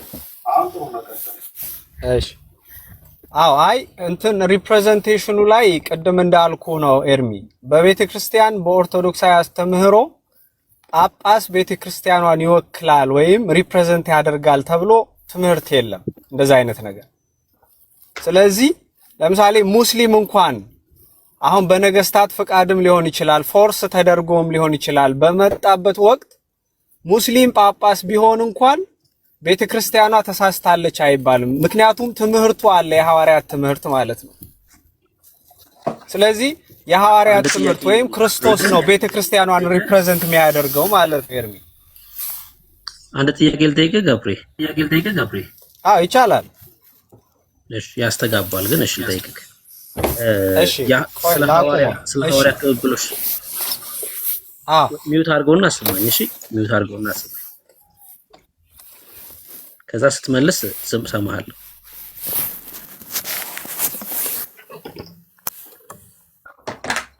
ድምጽ አለ አንተ ጋር። እሺ ሚውት አድርገው ገብሬ። እሺ ሚውት አድርገህ ስማኝና ከዛ ስትመልስ አንሚውት ታደርጋለህ። ስለ ሐዋርያት ቅብብሎች ስናወራ ስለ ትምህርት እያወራችሁ ነው ወይስ ሐዋርያቱ እጅ በመጫን ለጳጳሶቹ ያስተላለፉት ስልጣን አለ እያላችሁ ነው? እሱን ከለየህልን ቀላል ነው የሚሆነው። አይ ስለ ትምህርት እያወራን ነው ካላችሁ ቀላል ነው። በቃ የኢትዮጵያ ኦርቶዶክስ የሐዋርያትን ትምህርት ይዛለች አልያዘችም ብለን ትምህርት ላይ እናወራለን። አይ ለጳጳሶቹ እጅ በመጫን የሚተላለፍ ነገር አለ ካላችሁ ግን ከሆነ ጊዜ በኋላ ሙስሊም ነው የሚጭንላችሁ እጃችሁም ማለት ነውና እሱ ነው ዋናው ነገር ማለት ነው። ምን እያላችሁ ነው? የሐዋርያው ቅብብሎች አለ ስትሉ ምን እያላችሁ ነው? ስለ ትምህርት ነው እጅ በመጫን ወይስ የሚተላለፍ ነገር አለ እያላችሁ ነው? በጣም ጥሩ። ክህነት ክርስቶሳዊ ክህነት በክርስቶሳዊ ትምህርት ሁለቱም ነው የሚተላለፈው በተዋህዶ። ቅብብሎች ማለት ክህነቱም ትምህርቱም ነው። ትምህርቱን ሳይዝ አንድ ሰው ሳያምን ሙስሊም ሆኖ ክህነት ቢቀበል እንኳን ለምን ከቅዱስ ጴጥሮስ ለምን አይሆንም? ከሐዋርያው ቢቀበል እንኳን አይቀበለውም ክህነቱን። ጸጋ መንፈስ ቅዱስ ወይም የክርስቶስ አማናዊ ካህን ክርስቶስ የሱ ክህነት አያልፍም ማለት ነው በዛ ሰው። ስለዚህ ሁለቱንም ነው እኛ የምናወራው፣ ሁለቱንም ነው። አሁን ትምህርቱ ላይ እንመጣለን፣ ችግር የለውም። የሐዋርያቱ ትምህርት አላችሁ የላችሁ የሚለው በመጽሐፍ ቅዱስ ሚዳኝ ይሆናል። ይሄ ክህነቱ ግን እጅ በመጫን ከአንዱ ጳጳስ ወደ ሌላው የሚተላለፍ ከሆነ ሙስሊም በተሾመበት ሰዓት ያ ነገር ይቋረጣል ማለት ነው። ወይ ደግሞ ሙስሊም ነው እጁን ጭኖ ለቀጣዩ ጳጳስ የሚያስተላልፈው ማለት ነው። አይደለም እንደዛ ሳይሆን በል አሁን ለምሳሌ ሙስሊም የሆነበት ጳጳስ አለ እንጂ እኮ ሙሉ ካህናቶቹ ሙስሊም ናቸው ማለት አይደለም በዛን ሰዓት። ካህናቶቹ ናቸው እንዴ? ታዲያ ሬኮ አልገባም። እኔ ስለ ክህነት አይደለም የማወራው፣ ስለ ካህናቱ ሳይሆን ስለ ጵጵስናው ነው የማወራው። ለምሳሌ ጳጳስ የሚሆነው አሁን ለምሳሌ የኢትዮጵያን ኦርቶዶክስ እየመሩ ያሉት ማን ናቸው? አቡነ ማትያስ ፓትርያርክ ናቸው እሳቸው እንጂ በጵጵስና እኮ ስልጣን ልዩነት የለም። በነገራችን ላይ በአቡነ ማትያስና በሌሎች ጳጳሳት በሌሎች ጳጳሳትና ፓትርያርክ የሚሆኑ ሰው የጴጥሮስን ስልጣን ይዘዋል ተብሎ ነው የሚታመነው። እሳቸው ብቻ ሳይሆን ሙሉ ጳጳሳቶቹ እኩል ነው ስልጣናቸው፣ ወይም የክህነት ደረጃ የለውም በጳጳሳት መካከል። ያስተዳደር ነው እንትኑ ልዩነቱ ሄራርኪው። በጳጳሶቹ መካከል ልዩነት ከሌለ እጅ በመጫ የሚተላለፍ ነገር የለም ማለት ነው አለ ነው ወይስ እንጂ ለሁሉም ጳጳስ ነው እኮ? በእጅ በመጫ የሚተላለፍ ለምሳሌ ስልጣን ማለት ካለ ነው። ቆይ ስማኛ እንዴ፣ እጅ በመጫ እሺ የሚተላለፍ ስልጣን ካለ እጅ በመጫ የሚተላለፍ ስልጣን ካለ ያ ፓትሪያርኩ ለሁሉም ጳጳስ ነው እጁ የሚጭነው? እንደዛ ሳይሆን ሲጀመር አንድ ፓትርያርክ ብቻውን አይደለም የሚሰጠው፣ 3 ጳጳሳት ናቸው እንዳልኩ። በል ፓትርያርክ የሚለው አሁን ለምሳሌ ኢቭን ይሄ ራሱ ሂስቶሪካል ነው። አንዳንድ የቤተክርስቲያን ታሪክ ላይ በቅዱስ ጴጥሮስ ነው አይደል ሊቀ ሐዋርያት የሚባለው። ለምሳሌ የሐዋርያት የጳጳሳት እንግዲህ መጀመሪያው የሐዋርያት አለቃ ተብሎ የሚጠራው ቅዱስ ጴጥሮስ ነው። አሁን በቅዱስ ጴጥሮስ ክህነትና በቅዱስ ዮሐንስ ሐዋርያቶቹን ነው ማነሳለ። በሁለቱ መካከል የስልጣን ልዩነት የለም ነው የሚባለው። እንደዚህ እናድርገው። የእናንተ ከየትኛው ሐዋርያ ነው የሚቀዳው? የእናንተ የመጣው ከቅዱስ ማርቆስ ነው፣ ግን ልዩነት የለውም ነው። ዞሮ ከክርስቶስ የመጣ ክህነት ነው ያለን እንጂ ይሄ ግለሰብ ላይ ቤዝድ ያደረገ አይደለም። ብሩኬ ሐዋርያ አይደለም ማለት ነው የእናንተ። ለምሳሌ ካቶሊኮቹ መንበረ ጴጥሮስ ነው ይላሉ። እናንተ ደግሞ ያው ከግብጽ ስለሆነ የመጣው መንበረ ማርቆስ ነው የእናንተ። ማርቆስ ደግሞ እንደሚታወቀው ሐዋርያ አይደለም። ከጴጥሮስ ተቀብሎ ነው ማርቆስ እኮ። አይ እኔ ማርቆስን ማን የሾመው? ምን ማለት ነው? እኔ አሁን ከማትሾማ አይደለም። የእናንተ መነሻው ማን ነው? መንበረ ጴጥሮስ ነው የሚባለው የእናንተ ወይስ ማርቆስ ነው? ይኸውልህ እሱ ልዩነት አያመጣም ብሩኬ፣ አዳምጠኝ። ለምሳሌ አሁን ጉዳዩ ምን መሰለ ብሩኬ፣ ጉዳዩ ምን መሰለ፣ የክርስቶስን ትምህርት ይዘህ ተገኝተሃል ወይ ነው የመጀመሪያው። አሁን ሐዋርያ ቅብብሎች ስለ ሁለቱ ነው። አይ ስለዚህ ትምህርቱን እያነሳን ይሄ ትምህርት ሐዋርያ ትምህርት ነው ወይ ብለን እናወራለን። እኔ እሱ አይደለም ጥያቄ፣ ትምህርቱ ላይ ሳይሆን እጅ በመጫ የሚተላለፈው ላይ ነው ጥያቄ። ከየትኛው ሐዋርያ ነው የእናንተ ለምሳሌ መንበረ ማርቆስ ነው። ማርቆስ ደግሞ እንደሚታወቀው ሐዋርያ አይደለም፣ ከ72ቱ አርድእት መካከል ነው። ከየትኛው ሐዋርያ ነው የእናንተ? ሲጀምር ሐዋርያዊም አይደለም ማለት ነው ይሄ እጅ መጫኑ ራሱ ማለት ነው። አይደለም። ማርቆስ ከማን ተቀበለ አልኩ እኮ ጠየቅኩ። ከቅዱስ ጴጥሮስ አይደል ማርቆስ የተቀበለው ክህነቱን? ቅዱስ ጴጥሮስም ሲጀምር መንበረ ጴጥሮስ አይደለም የእናንተ። ብሩኬ አዳምጠኝ፣ የሐዋርያት ክህነት የሚባል የለም። ከእግዚአብሔር ቃል ላይ አሳየኝ። ከእግዚአብሔር ቃል ላይ እጅ በመጫን የተቀበለውን አሳየኝ። እሺ ማርቆስ ከጴጥሮስ የተቀበለውን ስልጣን አሳየኝ። እጅ በመጫን ማርቆስ ጴጥሮስን እንደሾመው ነው እጅ በመጫን የተቀበለው ስልጣን እንዳለ አሳየኝ። አንድ እሱ ነው። ሁለተኛ ልክ ነው ወንድምነት፣ አንድ እሱ ነው። ሁለተኛ ማርቆስ በግብፅ ላይ ይኖር እንደነበረ፣ እስክንድሪያ ይኖር እንደነበረ ተቀማጭነቱ ልክ አሁን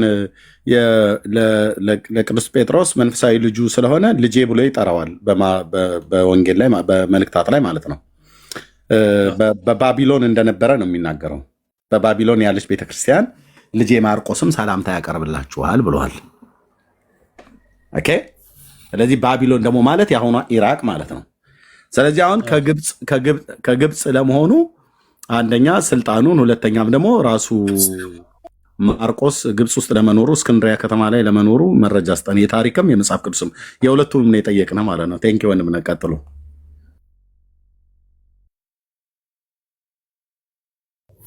ኤርሚ አሁን እናንተ አሁን ያመጣችሁት ወደ መጽሐፍ ቅዱስ ትምህርት ሆነ።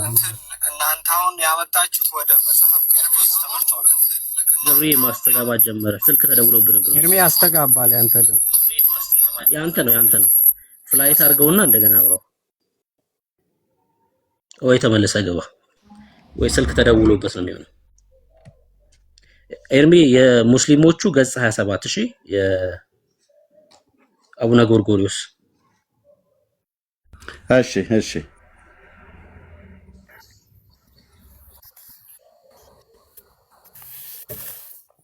አሁን ይሰማል? ተስተካክሏል? አዎ ጥሩ ነው። ቀጥል። ኦኬ። ወንድማችን ልብ በለው ወንድማችን፣ የጠየቅንህ በምንድን ነው? በሁለቱም ነው የጠየቅንህ።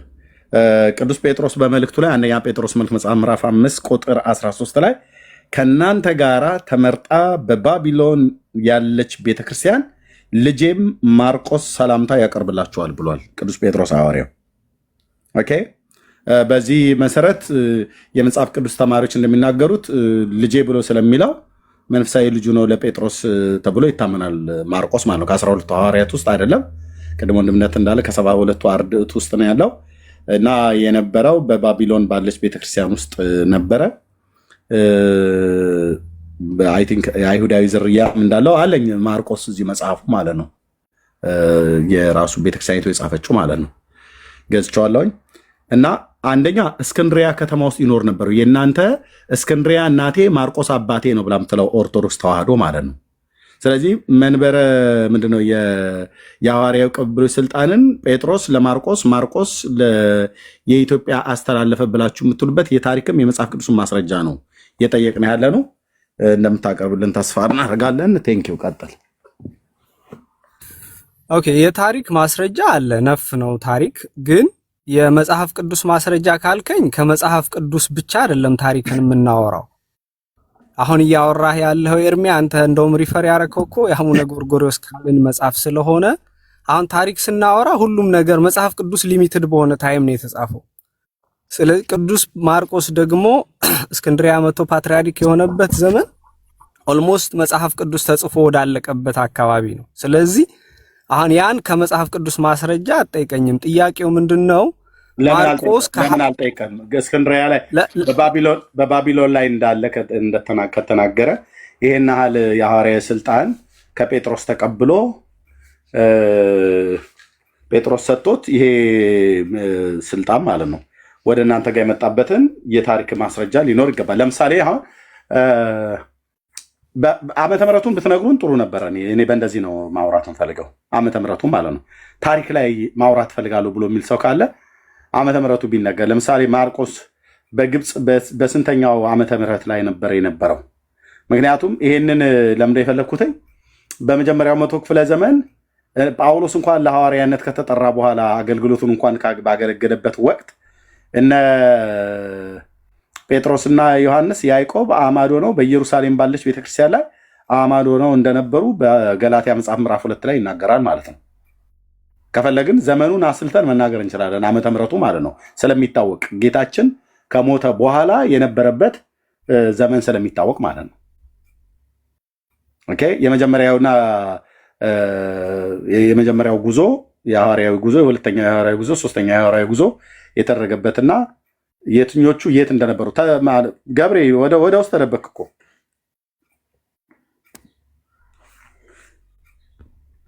የታሪኩን ማስረጃ ሁሉ ጭምር በትክክል ብትነግረን በጣም ደስ ይለናል ማለት ነው።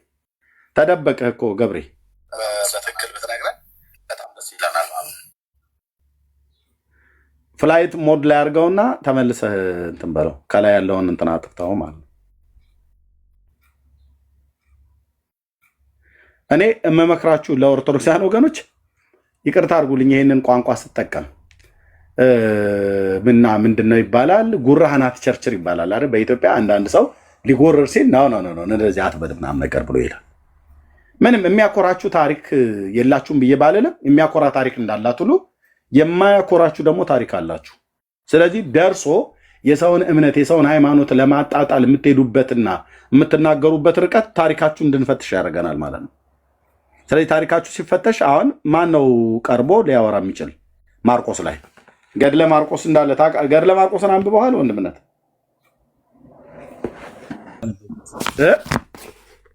አላነበብኩትም። ገድለ ሐዋርያት ላይ የተወሰነ ታሪክ አንብቤያለሁ። ኧረ ብቻውን ጽፋላለች ብራዘር፣ ብቻውን ጽፋላለች።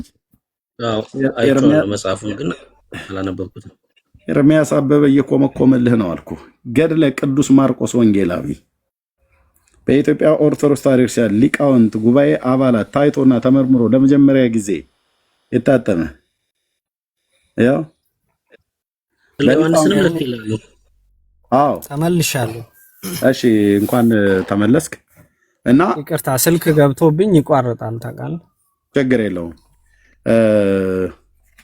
ስለዚህ ማርቆስ አንደኛ ታውቃላችሁ፣ ማርቆስ እዚህ መጽሐፍ ላይ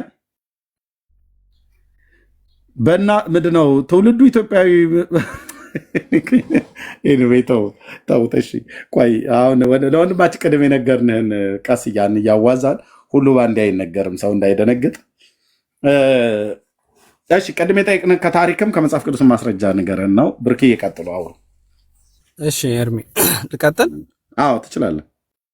እሺ አንደኛ አሁን የማርቆስ ፓትርያርክ የሆነበት እንትን አይ ቲንክ በ50 ዓመተ ምህረት አካባቢ ነው። ግን አሁን ታሪክ ላይ ምን አስቸጋሪ ነገር አለ መሰለህ ኤርሚ? አሁን ኢቭን ታሪክ እኮ የመጽሐፍ ቅዱስ ወይም የሃይማኖት መሰረት አይደለም። ታሪክ ለምሳሌ ባቢሎን ነበር ከተባለ እዛ አልሄደም ላይሆን ይችላል። ከዛ ማርቆስ ደግሞ ግብጽ ላይ አልተጠቀሰም መጽሐፍ ቅዱስ ላይ እና ስለዚህ ልክ አይደለም ማለትም የሚቻል አይመስለኝም። ጥያቄውን ኤርሚ እናንተ በጴጥሮስ ክህነት ታምናላችሁ ወይ ነው? በጴጥሮስ ክህነት ካመን ከዛ በኋላ ወደ ታሪክ ማስረጃው መሄድ ይቻላል ብዬ አስባለሁ። ግን ጌታ ክርስቶስ መድኃኔዓለም እሱ አማናዊ ካህን ነው። እሱ ያስተላለፈው ክህነት አለ ለጴጥሮስ ወይም ለሐዋርያት። እሱን ታምናላችሁ? ይሰማል አይደለም? አዎ ይሰማል። እሺ ምን አይነት ታምናለህ? ምን አይነት ምንድነው ክህነት ማለት? ምን አይነት ክህነት ነው? ክህነት ማለት ለጴጥሮስ ጌታ አንተ ያሰርከው በምድር የታሰረ ይሆናል፣ በሰማይ አንተ የፈታኸው በሰማይም የተፈታ ይሆናል ብሎ በመጽሐፍ ቅዱስ ላይ የነገረው ማለት ነው። ታዲያስ ከክህነት ጋር ምን ያገናኘዋል? ምን ያገናኘዋል ከክህነት ጋር እኮ? እሱን ታምናለህ? ለምሳሌ ጴጥሮስ ማሰርና መፍታት እንደሚችል ኦፍ ኮርስ እሱ ማለት እኮ ማቴዎስ ወንጌል መጽሐፍ ምዕራፍ 14 ምን ማለት ነው? እሱ እስኪ አብራራልኝ ብሩኬ። ምን ማለት ነው? አንተ ያሰርከው የታሰረ ይሆናል፣ የፈታኸው የተፈታ ይሆናል ያለው ማቴዎስ ወንጌል ላይ እኮ አልሰማኸኝም? አይ እየመለስኩልህ ነበር። እሱ ከክህነት ጋር የሚገናኝ አይደለም። ካህን ናቸው ማለት አይደለም። ለምሳሌ የበጉ ሐዋርያት ናቸው። የነሱን ስልጣን የያዘ የለም። በቃ እነሱ ናቸው 12ቱ ብቻ ናቸው የበጉ ሐዋርያት። የበጉ ሐዋርያት ከነሱ ውጭ የለም። በራሱ ስልጣን የተወው ይሁዳ ነው። ከዛ ማቲያስ ተተክቷል። አለቀ። ሌላ የለም። ከዛ ለአሕዛብ ሐዋርያ የሆነው ቅዱስ ጳውሎስ ነው። ጳውሎስ አሁን የበጉ ሐዋርያ አይደለም። የበጉ ሐዋርያ ከነሱ ውጭ የለም። ክህነት ግን ሁላችንም ካህኖች ነን። ሁላችንም ስለ ክርስቲያኖች ነው እንጂ ስለ ኦርቶዶክሶች እያወሩ አይደለም። እና በምድር ያሰራችሁት ደግሞ ማለት ምን ማለት ነው ካልከኝ ደግሞ ጌታ ክርስቶስ ኢየሱስ እንደዚህ ብሎናል። ይኸውልህ በማቴዎስ ወንጌል ላይ እንደዚህ ብሎ ነግሮናል። አንብብልክ። እሺ ምን ማለት መሰለ?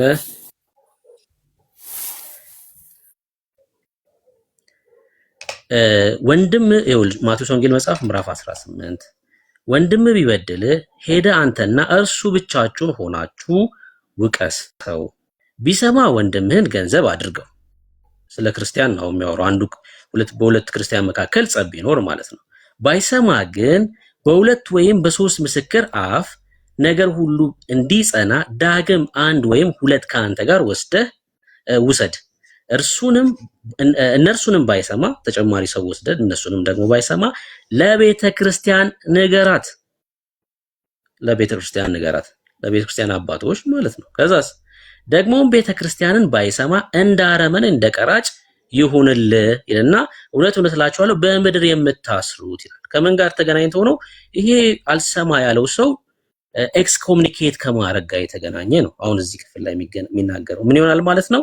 እውነት እላችኋለሁ በምድር የምታስሩት ሁሉ በሰማይ የታሰረ ይሆናል፣ በምድር የምትፈቱት ሁሉ በሰማይ የተፈታ ይሆናል። ይሄ ሰው አልሰማ ካለ ቤተክርስቲያንን ምን ይሆናል ማለት ነው? ኤክስኮሙኒኬት ይደረጋል፣ ከቤተክርስቲያን እንዲለይ ይደረጋል ማለት ነው እንጂ ክህነት አላቸው የተለየ ማለት አይደለም። ይሄ ማለት የቤተክርስቲያን ሽማግሌዎች ጋር ወስደህ ትነግርና እነሱ አልሰማ ስላለ ብቻውን ሄደህ ነግረከዋል። ከሁለት ከሶስት ሰዎች ጋር ወስደህ ነግረከዋል። እምቢ ካለ ደግሞ ለቤተክርስቲያን፣ ቤተክርስቲያንንም አልሰማ ካለ ደግሞ ኤክስኮሙኒኬት ይደረጋል። ደግሞ እላችኋለሁ ከእናንተ ሁለቱ በምድር በማናቸውም በሚለምኑ ነገር ሁሉ ቢስማሙ በሰማያት ካለው ከአባቴ ዘንድ ይደረግላቸዋል። ሁለት ወይም ሶስት በስሜ በሚሰበሰቡበት በዚያ በመካከላቸው እሆናለሁ ይላል። ስለ ክህነት አይደለም እዚህ ክፍል ላይ የሚወራው ማለት ነው። ምንድነው? የቤተክርስቲያን መሪዎች፣ የቤተክርስቲያን ሽማግሌዎች ይሄን እንደሚያደርጉ ደግሞም ኤክስኮሙኒኬት እንደሚያደርጉ የሚናገር ክፍል ነው ማለት ነው። ክህነት በአዲስ ኪዳን ሁሉ ክርስቲያን ካህን ነው። እሱም ደግሞ አንደኛ ጴጥሮስ መጽሐፍ ምዕራፍ 2 ላይ ራሱ ሐዋርያው ጴጥሮስ ነግሮናል። ገብርዬ ምን ብሎ ነው ብሩኬ የተናገረው? ሁሉም ካህን ነው የሚል እስኪ ያሳየኝ። እሺ እሱን ደግሞ ላሳይክ። እሺ መልሼ እላለሁ ማለት ነው። አንደኛ ጴጥሮስ መጽሐፍ ምዕራፍ 2 ላይ እንደዚህ ይላል። እሺ ከቁጥር 4 ጀምሮ በሰው ወደ ተጣለ በእግዚአብሔር ዘንድ ግን ወደ ተመረጠና ክቡር ወደ ሆነው ወደ ሕያው ድንጋይ ወደ እርሱ እየቀረባችሁ እናንተ ደግሞ እንደ ሕያዋን ድንጋዮች ሆናችሁ በኢየሱስ ክርስቶስ ለእግዚአብሔር ደስ የሚያሰኝ መንፈሳዊ መስዋዕትን ታቀርቡ ዘንድ ቅዱሳን ካህናት እንድትሆኑ መንፈሳዊ ቤት ለመሆን ተሰሩ። ምን ለመሆን? ቅዱሳን ካህናት። በመጽሐፍ እነሆ የተመረጠና የከበረ የማዕዘን ራስ ድንጋይ በጽዮን አኖራለሁ፣ በእርሱ የሚያምን አያፍርም ተብሎ ተጽፏልና። እንግዲህ ክብሩ ለእናንተ ለምታምኑት ነው። ለማያምኑ ግን አናጢዎች የጣሉት ድንጋይ እርሱ የማዕዘን ራስ የእንቅፋትም ድንጋይ የማሰናከያ አለት ሆነ። የማያምኑ ስለሆኑ በቃሉ ይሰናከላሉና ለዚህም ደግሞ የተመደቡ ናቸው። እናንተ ግን ቁጥር 9 ዋናው ክፍል ነው። ከጨለማ ወደሚደነቅ ብርሃን የጠራችሁን የእርሱን በጎነት እንድትናገሩ የተመረጠ ትውልድ፣ የንጉሥ ካህናት፣ ቅዱስ ሕዝብ፣ ለርስቱ የተለየ ወገን ናችሁ ይላል። ምንድናችሁ አለ? እናንተ ግን ከየት? ከጨለማ ወደሚደነቅ ብርሃን፣ ክርስቲያኖች ማለት ነው። ከሞት ወደ ሕይወት የተሻገሩ የጠራችሁን የእርሱን በጎነት፣ ወደ ብርሃን የጠራችሁ የእርሱን በጎነት እንድትናገሩ የተመረጠ ትውልድ፣ ቀጥሎ የንጉሥ